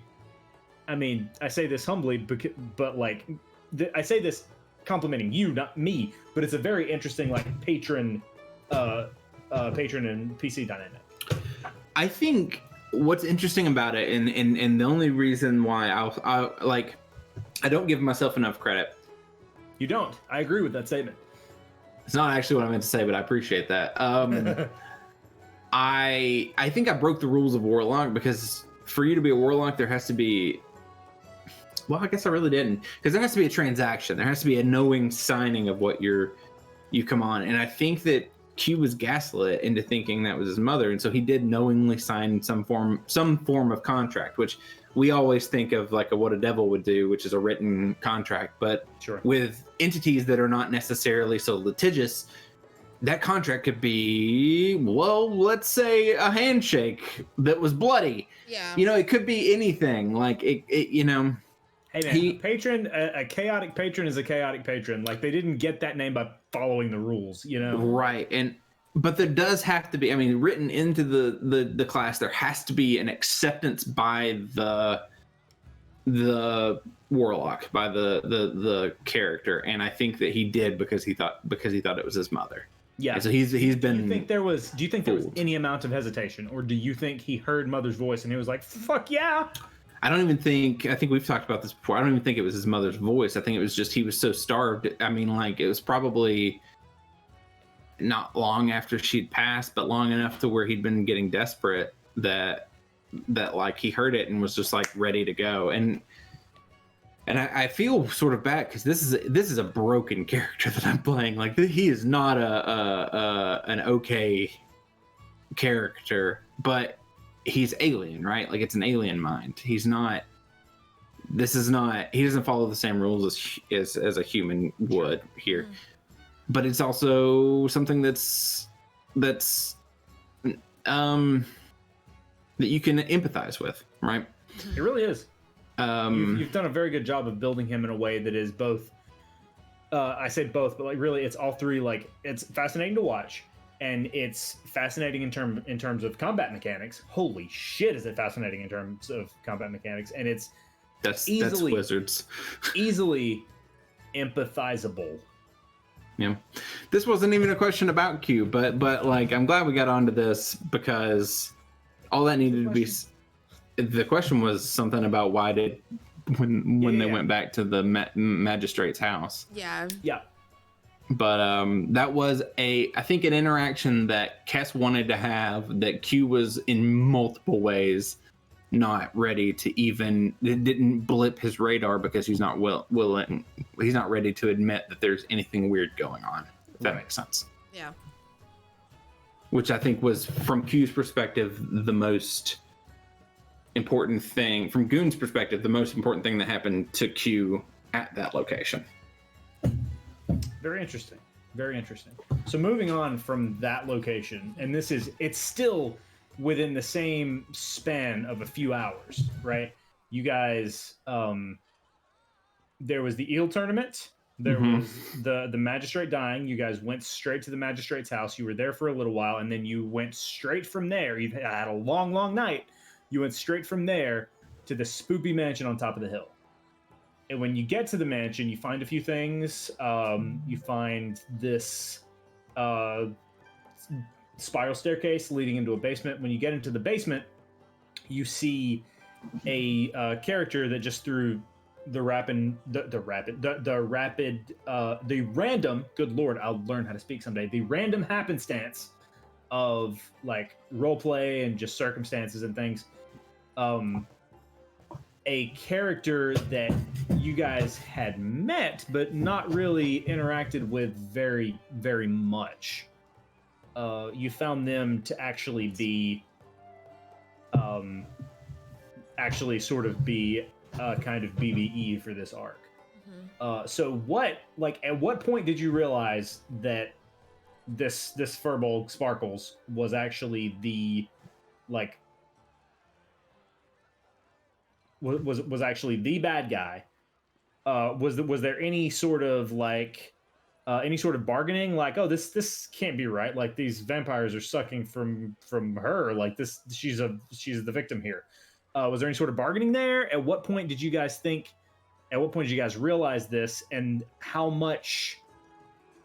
what was your dangerometer when you stepped into that basement? Just like sort of walk me through your character's head once you got into that basement. Want me to go? And your head as a player also. Or you want to go? No, you go. Okay. Well, the second this is going to be short. Yeah. Okay. Second we stepped in the house, dangerometer was all the way up. We had to do something, right? Like, it was bound to happen. Whenever we went downstairs, I thought that Sparkles was being like mind controlled, and I did not think that that was going to be like the boss. I was like waiting on maybe even like the patron or like something like that. Like I was not thinking it was going to be Sparkles literally until Sparkles was like, okay, let's get this over with, or whatever she said. So yeah, no, that's like, Kess was basically like waiting around for like something else, to pop in there that she was gonna have to fight and have to save Sparkles. What about like walking down there and seeing 7? Like, did the number of potential foes strike you as anything to be concerned about? I don't think it freaked Kess out, but it freaked Locke out. It didn't freak Goon out, but it freaked Q out. Oh my gosh. I thrive on being overwhelmed. Like, that's my favorite thing is when like we're in a really challenge. I was excited to hopefully fight that amount of people. Q, however, didn't care who was the bad guy. Didn't care, would have shot Sparkles bad or not because of the scenario. Like, he was just ready to get out of that location. Like, his dangerometer had been, like Kess said, in the red the whole time that they were there, and even bargained at one point to stay back. But I do think that like the second there was any eating of another being, any consuming going on, he didn't care who he was shooting. He just started blasting, like, shooty, booty, shooty in the booty.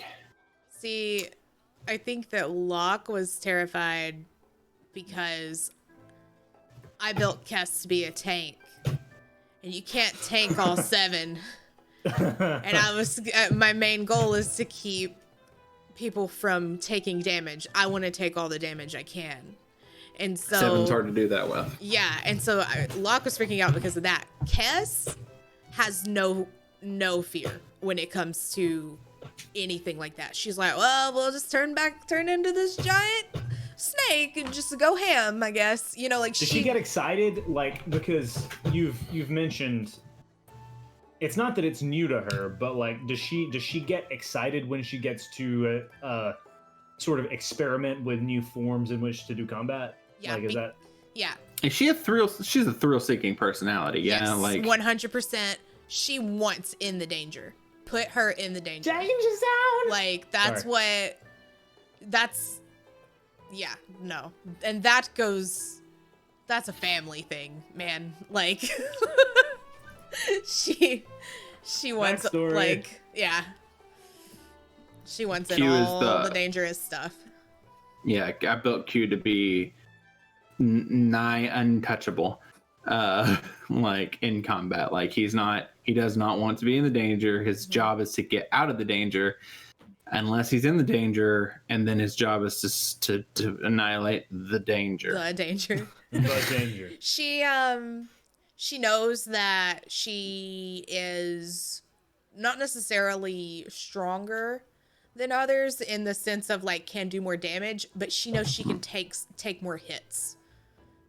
And she's ready to take hits for other people. She's almost just like Shoot it back up again. Like she's that character that's like wanting to get in an arena and like begging for things to just hit her so she can feel alive, basically.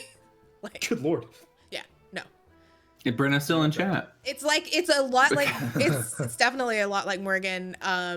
Also like Bo. You guys know if you watch Critical Role, Bo is like put me Yasha. In that, or Yasha. In that one, especially that one scene, like you know what I'm talking about. Mm-hmm. I think maybe I don't know yet. Anyway, she's got that tank mechanic.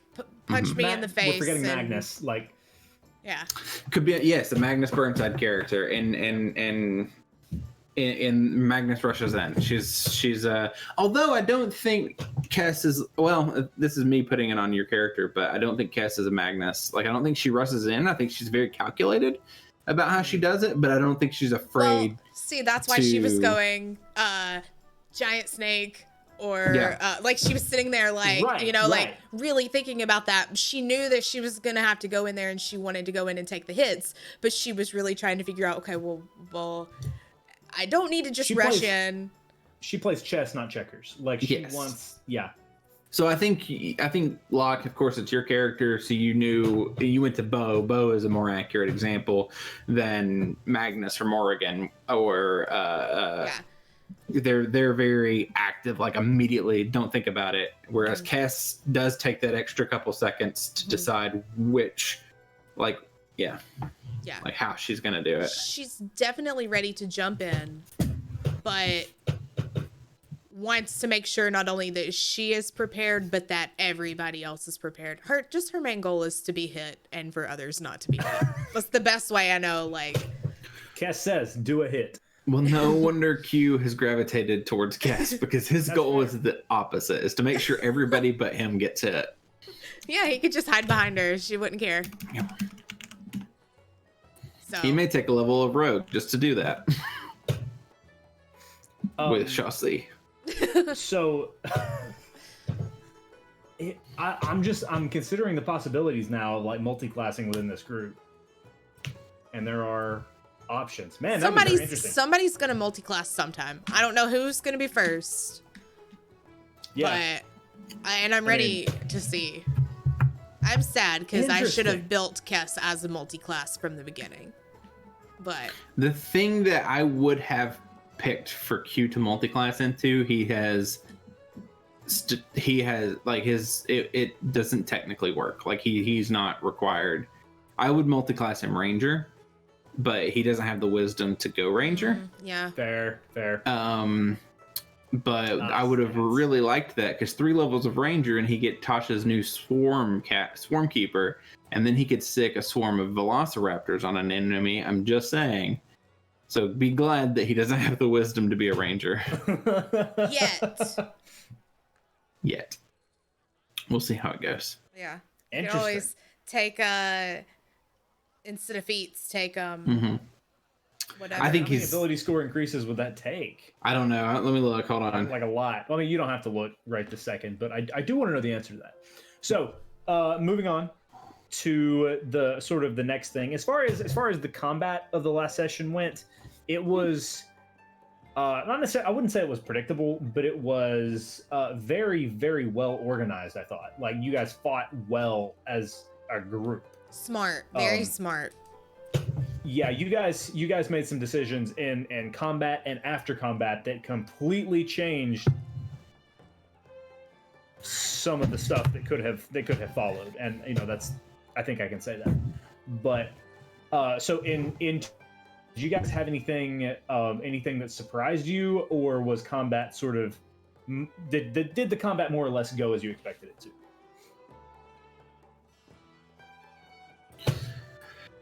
Well, I was running 2 characters, and I will say that Augustus's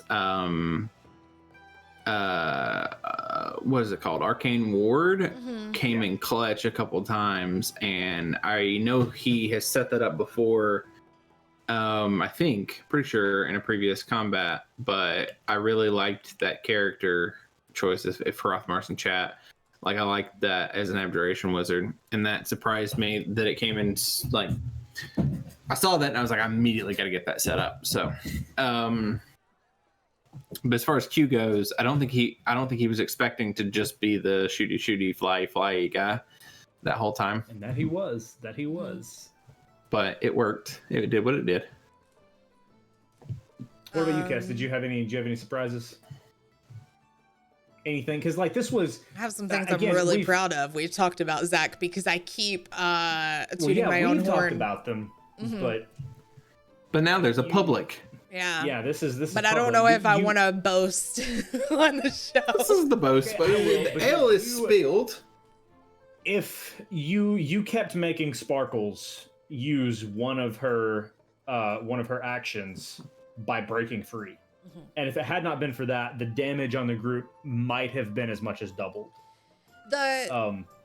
If not more. I really was trying to decide for my first turn on if I was going to bite attack or constrict. And bite attacking would have been more damage, but constricting would have meant that she would have to burn actions to break free. When she hit Tox, and on that first hit, and Tox was fine, and then Tox was at 14 HP. Like, I mean, it was. I mean, 30, it's a high challenge rating villain. Like, it was 34 points in one hit, and a lot of us are squishy. Like, yeah. I was like, constricted is. Like, we can't let this thing hit other people because that's gonna, one more hit on Tox and Tox would have been out. And so that was in the first round. It's a 2-hit for everybody in that. Game theory, you did very much so your job as a tank. Like, not necessarily only taking damage, but restricting other damage from taking place elsewhere. Battlefield control. So Sparkles ended up wasting, I think it was 3 turns trying to break out. Three actions. Of 3 grapples. Right. Yeah. Right. 3 turns, or 3 actions trying to break out of grapples. And so... And like she still had legendary actions she got to use. And movement and stuff like that, but I think after she hit Tox, she only hit one person, and it was Jindy, maybe, with her... the ability that... It sounded like you just said, Jindy, baby. That's what I thought, yeah. Jindy, baby. No, I was going to say, with the ability that takes your max HP away. Necrotic damage, yeah. Yeah. And so my goal was just to not be able to, or to be able to restrict that as much as possible. And then Restrict. I was surprised I'm surprised and I'm not surprised at Pierce investigating as much as he did. And That was the next thing I was going to say. And not leaving that until after we killed the That's thing an we were interesting killing. thing for like a fighter gunslinger is to like holster the weapons and do some investigating while everybody else is fighting. And it was smart. a smart thing to do, yeah. Because he learned some stuff. And he did some stuff that allowed you guys to learn some stuff, which leads me into my next thing. So, Kess, the moment I don't think Goon got to answer his question. No, I did. You did? He did. You did? Okay. Yeah. Sorry. I wanted to make sure. So when Pierce filled his hat and ruined his hat, by the way, which is another thing that surprised me. Rest in peace. Yeah, he acted selflessly. Selflessly, yeah. Yeah. Wild. Whoa, wait, that hasn't even crossed in my mind. Hang on. Yeah. Yeah, he sacrificed his hat for the good of knowledge. Yeah. I did not realize it was the selfless. I guess that word. Yep. I'm writing, making notes. Steve-O, do we have Steve-O in chat? No, I don't think so. I think GN is hosting us. Oh no, I thought He's not streaming tonight. Yeah, he is. Yeah, he's on Squadrons tonight, isn't he? Yeah. He said that he was going to, but he tweeted and said that he was not and told everybody to come here instead. Oh, well, that's very nice. Well, welcome Gutter Nerds in chat. Oh, sorry. Yeah. Okay. So okay. yeah, selfless Pierce. But anyway, the question, Kess, was when and you had some time to process this, but when he threw the black goo onto Sparkles and it sort of bounced off of her, and some other people had to make some dex saves. I think it was Tox, but they saved. I think Dwarf. And Dwarf. I think everybody saved. I don't think anybody took damage from it. But it was something that we knew damaged because you took some acid damage the first night. You know what's funny? When that hit the ground, what's funny? Whenever I took that damage and I put it on my skin and like I almost just drank it and that would have killed me instantly. I'll neither confirm nor deny that. Well, I mean it killed the magistrate, so Well, it depends on how much you drank, probably, right? Yeah. I don't know. He had a small vial. It's a mysterious ass substance, man. Okay, go ahead. Sorry, I've just been thinking about that and how she literally almost was just like put it on her skin and then was just almost like, well, because no fear. She has no fear. Right. Yeah. Right. Go ahead. Sorry. But when that liquid hit the ground and it turned to a familiar substance, were you so enraptured in combat? I know that Locke had time to think about it, but did Kess have time to think about it before the combat was over? What she saw on the ground, what she saw it turn to? Yes. Yeah. Okay. From that moment on, her goal was to tip over. No. I'm sorry. That was not her goal. From that moment on, her goal was to. Right after that happened, she changed out of wild shape. She dropped it. She was like, I'm done with this combat. That's life well water. And her goal was to, what is it called? I cast it. Nothing happened. Dispel magic. Dispel magic on it. And then after that didn't work, her goal was to tip it over or dump dirt in it. Like she instantly just tunnel visioned onto that. Yeah. And again, that's you guys being incredibly smart. Do you think if Pierce hadn't gone to look during combat, if Pierce hadn't taken the time to look, do you think anybody would have during combat? I don't know. I don't think so. I think Jindy may have, but I don't know if she would have gotten Jindy's it out. Jindy would Jindy have looked? She was headed over there. Was she? Oh wait, no. She was behind I think she us. headed over afterwards. She headed after, yeah. Yeah. She said, I see Pierce heading over there, and I'm gonna go with him. Is what she said. Yeah. So I don't know. I think that it would have been. I think we all knew what. I think we all knew what it was, when we saw it. Like we knew what the that it was the same black ichor, right? Like that it was that stuff. Yeah. Not that it was lifewell water or anything like that, but like we knew what that was, and I, at least personally, so working as what Augustus was doing in combat and Q, I think personally I had written it off as, okay, that's not a power source. It's something deadly that we need to keep this character away from, because they might use it against us was more what I was thinking. So it was more of a control. That was one of the reasons why Q had started flying, so that he could cut off any access to that. At least that's why Goon did it. I don't know if Q was smart enough to have done that, but he might have benefited come up. But I was not. So. Right, exactly. I was not going to investigate it because I had already had a foregone conclusion that that's what that was. That it was the poisonous ichor liquid. So. Yeah. Which I was wrong, and I'm glad Pierce made that decision.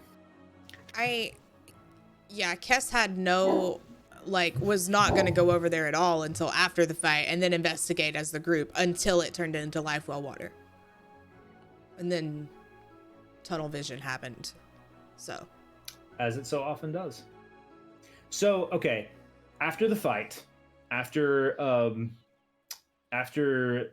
Sparkles has been slain, and rest in peace. What was that? Good? Can we take like a 5 real quick? Yeah, I mean, we were gonna wrap up pretty quickly. But okay, well, if this is a Kess question, give me just like a second then, and I'll come back. Yeah, I just want to check on something. Yeah, this is actually more of a Kess question anyway, so that works. So Kess, after the fight, you found yourself like, I can't remember if it was while the coffin was burning and while Jindy was stabbing while Jindy was stabbing Sparkles with the on fire coffin, with Q just like firing madly into it. Yeah. While all of this is happening, if I'm not mistaken, you're just kneeling in the lifewell water. Yeah. As much as you're comfortable with, give us a look into what's happening in Kess's head when she's just kneeling in this water, in this dirt, in this dank dungeon, so far from anywhere she's ever been before, with something that has pretty recently become very important in her life. What's going through her head, and what does she think the implications are moving forward? So the water is important to her, but she doesn't know why. She doesn't know. She was led to it. She was led to the well keepers. And now all of a sudden this lifewell water is like taking over everything in her life, and she can't help but feel responsible for it, because she is literally, every time something happens to it, she's there. So she feels like she was taken to it for a reason, kind of thing. So whenever she was kneeling, oh my god, there's Harley. Sorry. I know. I don't think chat can see her, but yeah, they can. Yeah. Okay. We got to see Harley, and she's so cute. Sorry. Yeah. Oh yeah. Oh. She never barks like that, and so I wanted to make sure that everything was okay. Gotcha. But yeah, she's fine. You're good. Do we want to start over? Because I feel like this is good stuff for Goon to hear. I don't know. I mean, yeah. Maybe it's not interesting. Basically, what I asked was what. Like, as this coffin is on fire, and as Jindy is stabbing and disintegrating this vampire who is on fire in a coffin, and while Kess is just like Ramboing, like Scarface, just firing into this coffin. Not Kess. Q. Yeah. Kess is just kneeling in this puddle of mud. Puddle of Mud, great early 2000s band. Were they great? Okay, it was early 2000s, so I was like 11. But Anyway, Kess is just kneeling, almost in the state of calm. I don't know if she was calm or if she was confused or if she was concerned. But I asked what was going through her head at that point in time where she's kneeling in this liquid that has very recently become a very big part of her life, and it seems to be everywhere she's turned. So I explained, Goon, that Kess doesn't know why she keeps being around the life well water. She was, oh my god, how did I explain it? She was like, how did I explain it, Zach? She was kind of like. I can watch the dub.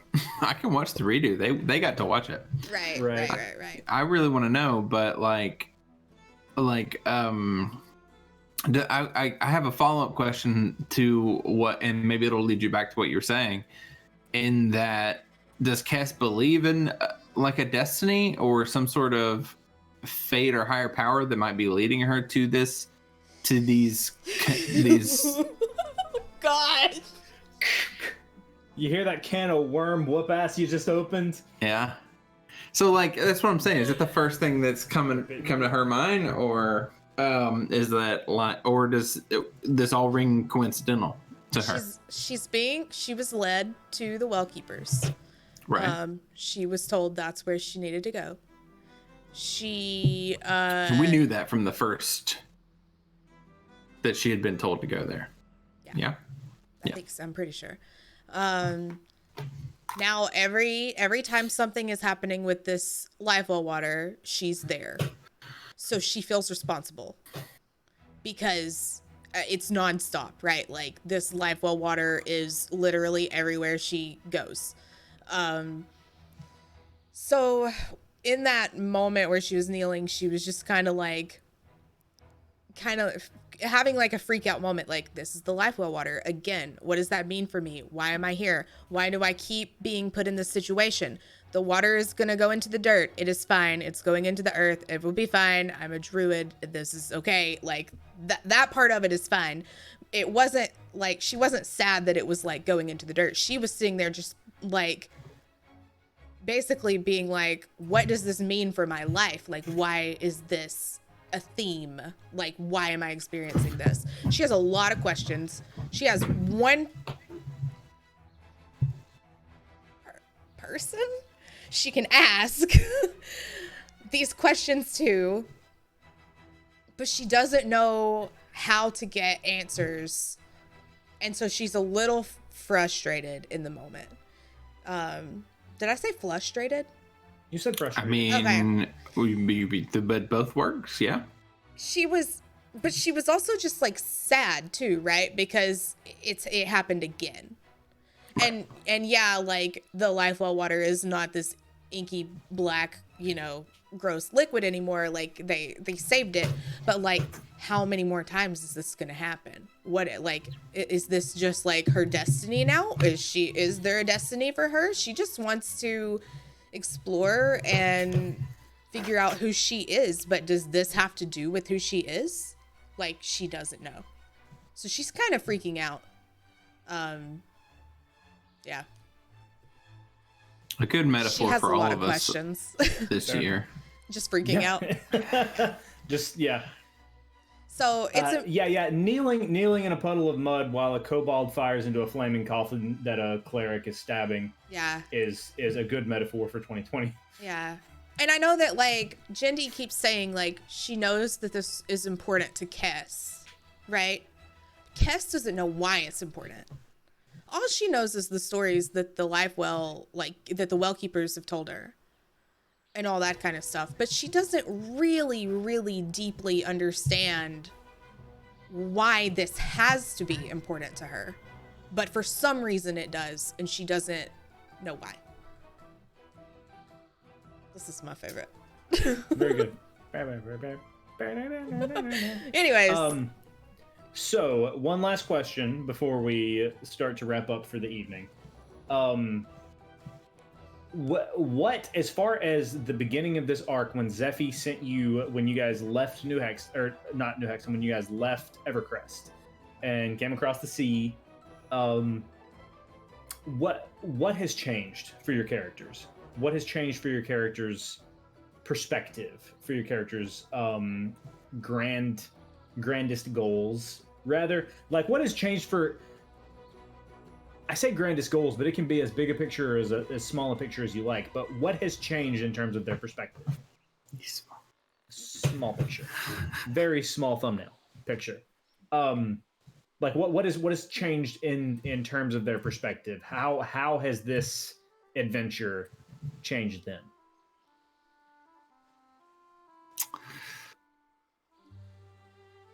Oh, ladies first, obviously. You go. Look, it can be as big or as. No, that's not the problem. That's not the problem. Problem isn't scope or size. It's just that, at least not with me. It might be for Kess. It's because I will say not much has changed for Q. Sure. That's not the nature of his character. That's not the nature of his character. First off, nothing bad has happened. He made his saving throws on restful night's sleep. He hasn't had any dreams, no experiences. Granted, you guys have not slept in 3 sessions. Correct, exactly, and that's why. I mean, yeah. Anyway, yes, that is exactly true. But so none of that has affected him. So he's looking around. I think he kind of something in the air that everybody's being weird because that would be a pack. Like something's wrong in the pack. Like there's an intuition there. Sure. And that might make him even more nervous. But I mean, like as much as, again, with Q, it's as much as your dog can kind of tell when you're upset, right? Like it's a like there's an intuition there, right? Not that I'm calling Q the dog, but it's that same sort of feel, right? I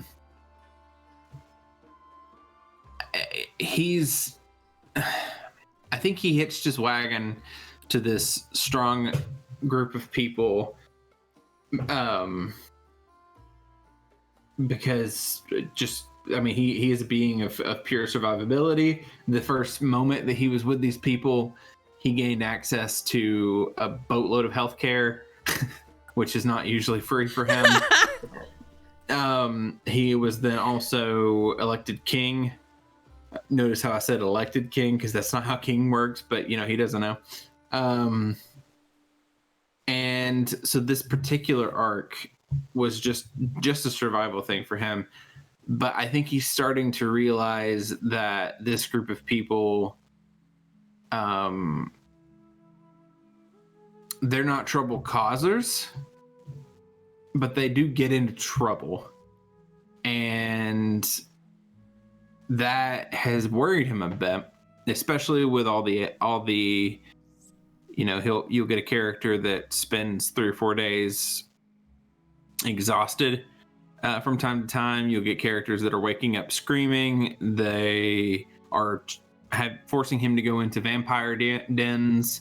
Like he's not comfortable like he thought he might be with this group of people.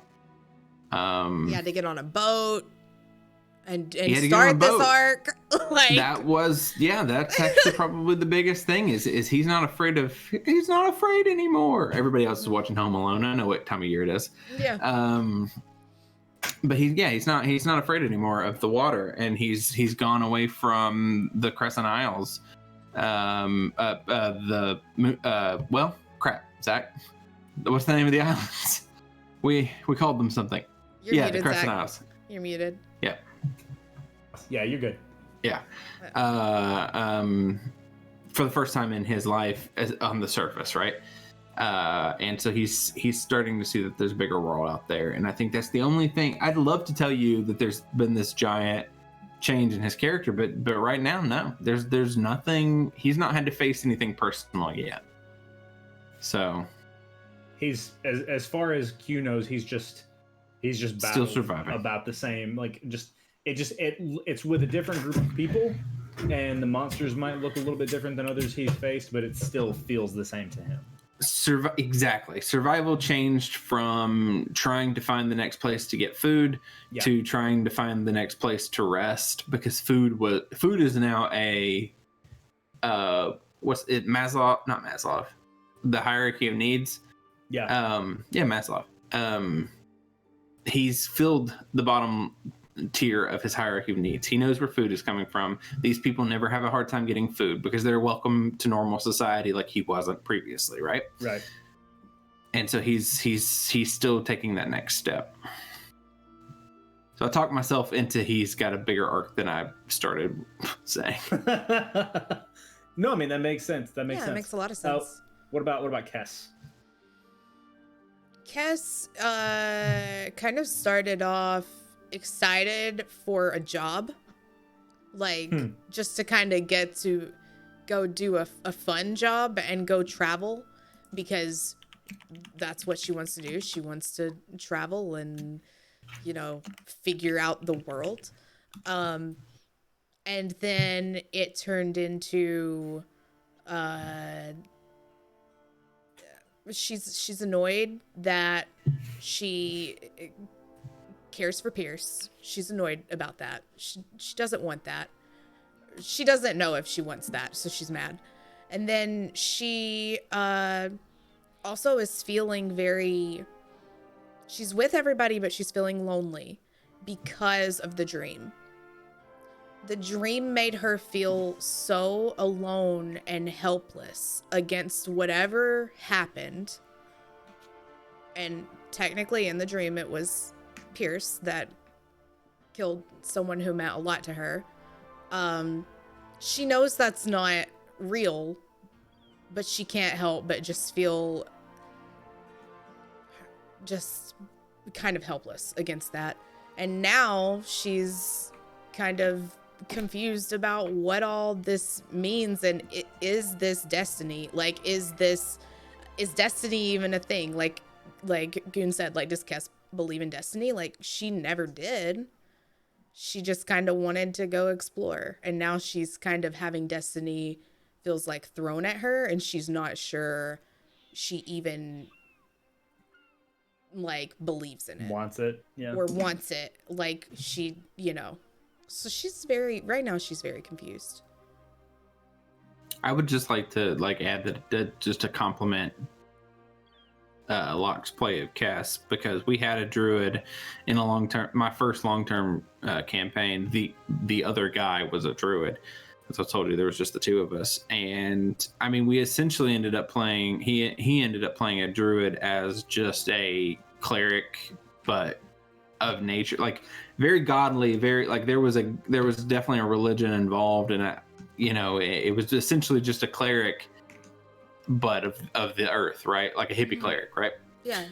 And I like this, and I think a lot of people take it that way. I think Keyleth from Mighty Nine, Vox Machina, is different than that, but I think Kess is even different than what Keyleth was too. She's like, it's a very unique druid. Yes, the uniqueness of Kess as a druid is something. As someone who's watched as much D&D content as I have, you see a lot of the same tropes over and over, and even within those same tropes can be very entertaining. But to see something that feels wholly new is rare and refreshing. I agree with that. Kess, she gonna cry now. Kess, fun backstory, which you guys, it says this in my thing, but she's the only druid in her family. Doesn't know why. They didn't know what it was. Like, she adapted. They didn't know what her attraction to nature was. She adapted to using her abilities to help them, basically, and then felt trapped for a while, not from her family, because she loves her family, but just in her life felt trapped and then left. So now, does Locke know why she's the druid, or is this something that you've allowed Zach to just play with, like I have with the warlock? I'm just curious. Zach has 2 very big blank checks for Kess, and that is one of them. Oh my God! Did we both wrote Zach blank checks? We did. Oh, yeah. Why did we do this? Yeah, honestly, that one's not even like in my head. Like, that one's the one I forget about. Like, just because I like to sit here and think, well, I mean, they don't know why. Like, that's the answer. They don't know. Also, I would like to apologize to Zach for having to double DM. Like, most DMs actually get a damn backstory. Kess has a lot of backstory, but like Most DMs don't have to fill so many blank checks. I only like I have very detailed backstory things with Kess's family, and those are not blank checks. Like they are set in stone. Those are characters. This is how they are. This is what they look like. This is this is what they do. This is the relationships that they have with each other and with her. What she gave me was very big picture. Right. Which is, as a DM, some of the most fun blank checks to cash.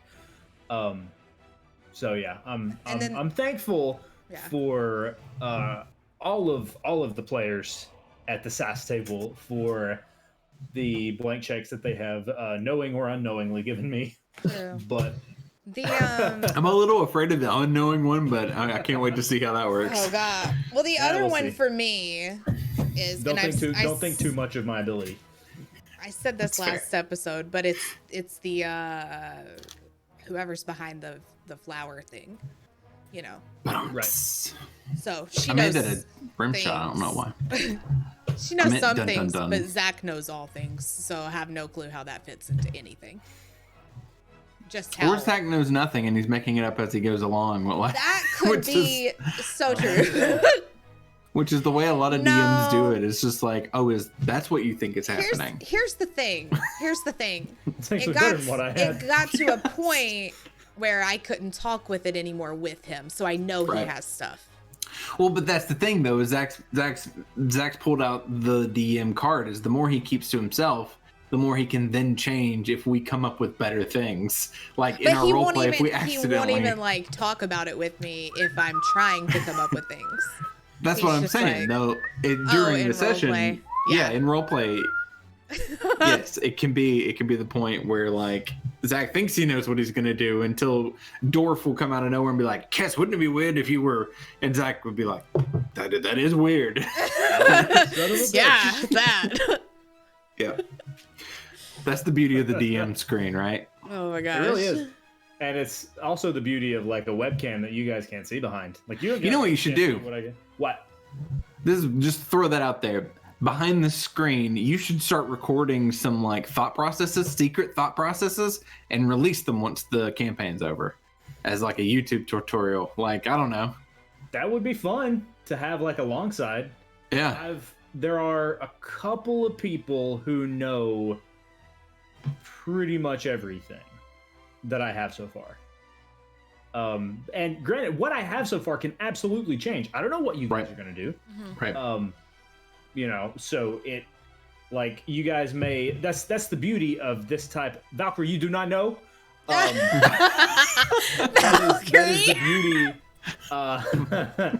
is the beauty. That's the beauty of D&D. It's you're, as a group, you're writing a whole new story that can go in so many different, you're spitballing and making canon all at the same time. And it's the biggest chaos, and it's just the best. Yeah, it's whose novel is it anyway, Yeah, exactly. Alrighty. Before we call it an evening, I want you two to open D&D Beyond, and we're going to do one round of PvP combat. Okay. I get to roll dice! Dice! That's how we're going to end this evening. Oh my god! Oh, I'm so excited. One round. Hang on. One round of Hang on. Let me put up the BRB screen. I got to grab some stuff. Hang on. What? Oh, okay, it's going to be Yeah, you guys can still talk to them. I'll just be right back. 3 minutes. I'm ready. Eel rolled a 2. Oh man, we should get everybody in chat to roll initiative. Everybody in chat rolling. Mike rolled a 20. They're doing it. They're rolling. Okay. Yeah. Mike is going first. She's got to get her dice out of the dice vault on the wall. Wait, they could hear us the whole time? Yeah, they can hear you guys. Oh man, next time it happens, I'm gonna just say things I don't know. Balls and. No, just Zach, you're not wearing pants or something I'm not. You're correct. Zach, put your pants on. There you go. Put that away. Put that thing back where it came from. Or so help me. You just need one. Wow. Monsters Inc. After Dark. Gosh. Okay. All right. Both of you roll initiative. Wait, I don't know what dice to use. I have to roll them first and then pick. No. One roll initiative. One roll. I got told no. One roll. Brenna, you have to do roll d20. Okay. Roll the 20. You see that? I am stressed. Is that 20? It's a 23 for initiative. Okay. Okay. 19 plus 4. 17. Okay. So Q has first go. Oh God, where are we? Wait, are we? How many rounds of combat? One, he said. One round of combat. Aw. We're not gonna kill each other? No! Oh.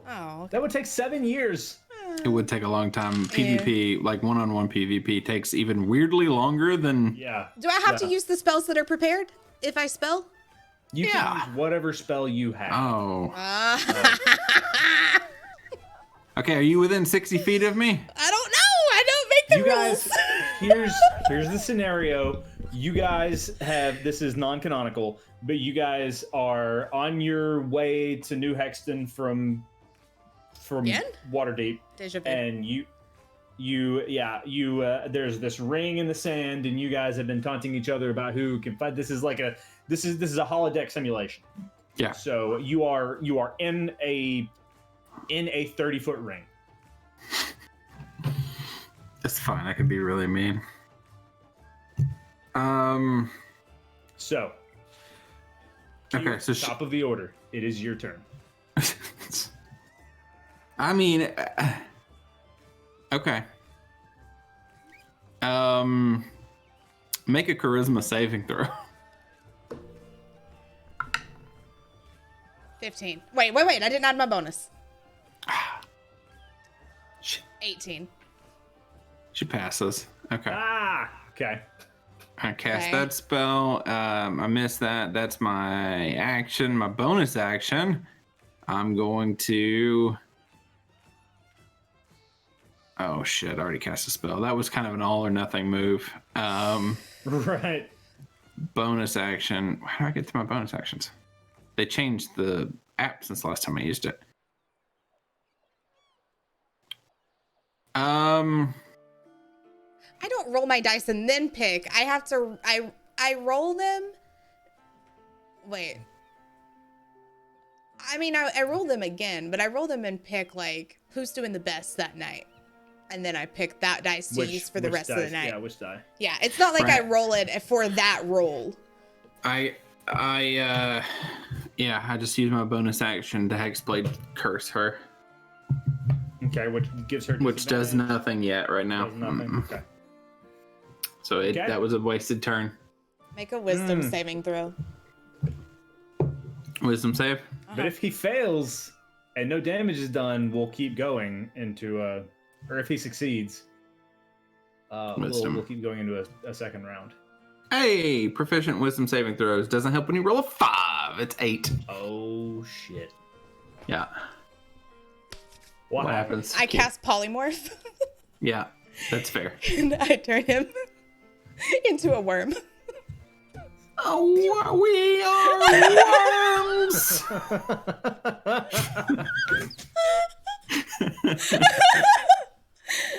Yeah. Okay, so technically no one took any damage.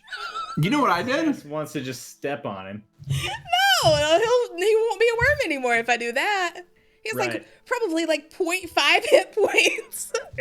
There was so no damage was dealt, but it does seem like Kess won. So we have a winner.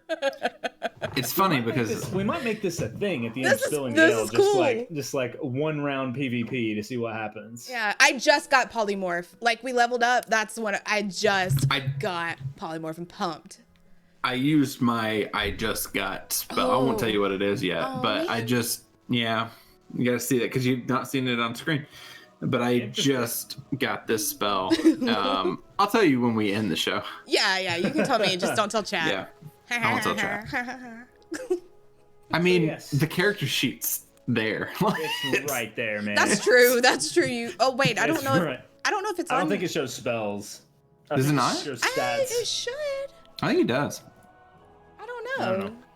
It's fine. It was banishment. I tried to banish you into another plane of existence. Yeah, they can totally. Oh my god! Holy shit on a. Yeah, you would have been in a completely different plane of existence for a minute. Oh, damn. You turned me into a worm. Don't be so surprised. That's great. You get to stay here and you get to eat dirt. You're fine. I mean, yeah. I like it. Okay? It's my choice as a worm. I don't care. I love it. I don't care. I feel like you're just like, oh, this is good dirt. Oh. This is good dirt.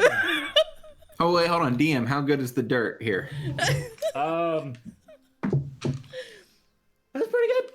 It's not topsoil. It's got like I also poop because I'm pretty sure they just do that. They just do that pretty much immediately. Same, like you is one track, right? Continuous. Gosh. Yeah, just continuous motion. Wow. And then a minute later, Q comes up, like, just explodes like like 6 inches underground. Like, he just. Oh, yeah, that's Head true. is just poking up out of the ground. That's true. He has a minute before he turns back into Q. Wait, Yeah, so no, an however hour. far a worm can. No. Oh, no. Yeah, an hour. Shit, Q You're a worm is for an hour. An hour of worm. Your for intelligence- Q, it's the Q worm hour. Your intelligence is probably so freaking low. Like, Oh yeah, it's probably nothing. -3. Thank you for watching Spilling the Ale with us. We've had a blast, and we hope you have too. I think this is going to become a regular thing, like PvP at the end of I a love Spilling that. the Ale, because that was kind of fun. So thank you all for watching. Don't forget, we have our regular Secret Adventures Society sessions every other Wednesday. So when we're not doing Spilling the Ale on a Wednesday night, we're playing a game. So you can catch us there. Generic Mom wanted to know how Harley is. Yes, I can update Harley real quick, if that's okay. Yeah. Yeah. Go ahead. Yes, she is, and I've been meaning to. So life is hectic. I've been meaning to keep more regular updates on Harley. She is still under close guard. We crate her part of the day every day, and then at night. She's got 2 more weeks of being on mostly bed rest. She only goes outside to walk and just enough to pee. But so she doesn't get a long walk. So she's been real bored and real cooped up, but she is better. We just can't risk her heart right now. Sure. But she would not be in that without viewers like you. And there's something I want to do for you guys in the 20 of the 20 ones, but there's been a problem in my own life, which I've been open with the fact that my dad is in the hospital with COVID. Once all that gets over, and I've talked to Zach about this, there's some things that I want to put together as sort of a way of saying thank you to the SAS crew. So keep that or SAS crew. Well, yeah, keep that in mind. Sassholes. Assholes. Yeah. Yeah, but I hate calling them assholes when they were such good people. They like it. Like, they were literally over. They like it. I don't know what they like. Anyway. Maybe. I'm very bad at showing most emotions, and gratitude is one of those emotions that I'm very bad at showing. But consider, like, the most grateful you've ever seen a person, pretend that that's what my face looked like. Because I'm super I can grateful. confirm because I saw his face. Yeah. And now you're a believer. Yeah. That's. Oh, wow. Yeah. We're going there? Are we going there? We can. You can do the man. whole. Trace of doubt in my- Okay. So moving on. But yes, that it makes me incredibly happy that she is so much better. Because she's so cute. Look at that ball of dog. Dog Look at ball. that dog Her ball. back leg is so, like, Yeah. hiked up. This is it looks uncomfortable. These are her favorite. She owns both of these chairs. There's 2 chairs. That's how that goes. Those are her We chairs. don't own furniture. We just pay for it. Yeah. Our pets own them. Our pet She owner. griped. She was in the other chair and griped at me because she wanted to be in that chair, but didn't want to get up and move to that chair. That was earlier today Cat during. behind the chair. No, it's a cat toy. No. No, that is a bag and a cat toy. 2 things. Fine. Yes. The cats should be in the other room, and it's Yeah. hopefully what made that terrible noise earlier. Oh my gosh. Okay. But Well, anyway. Thank you, thank generic all. mom, for asking. Yes, it's very kind, and it makes me very happy that sassholes were just like threw money at that good doggo.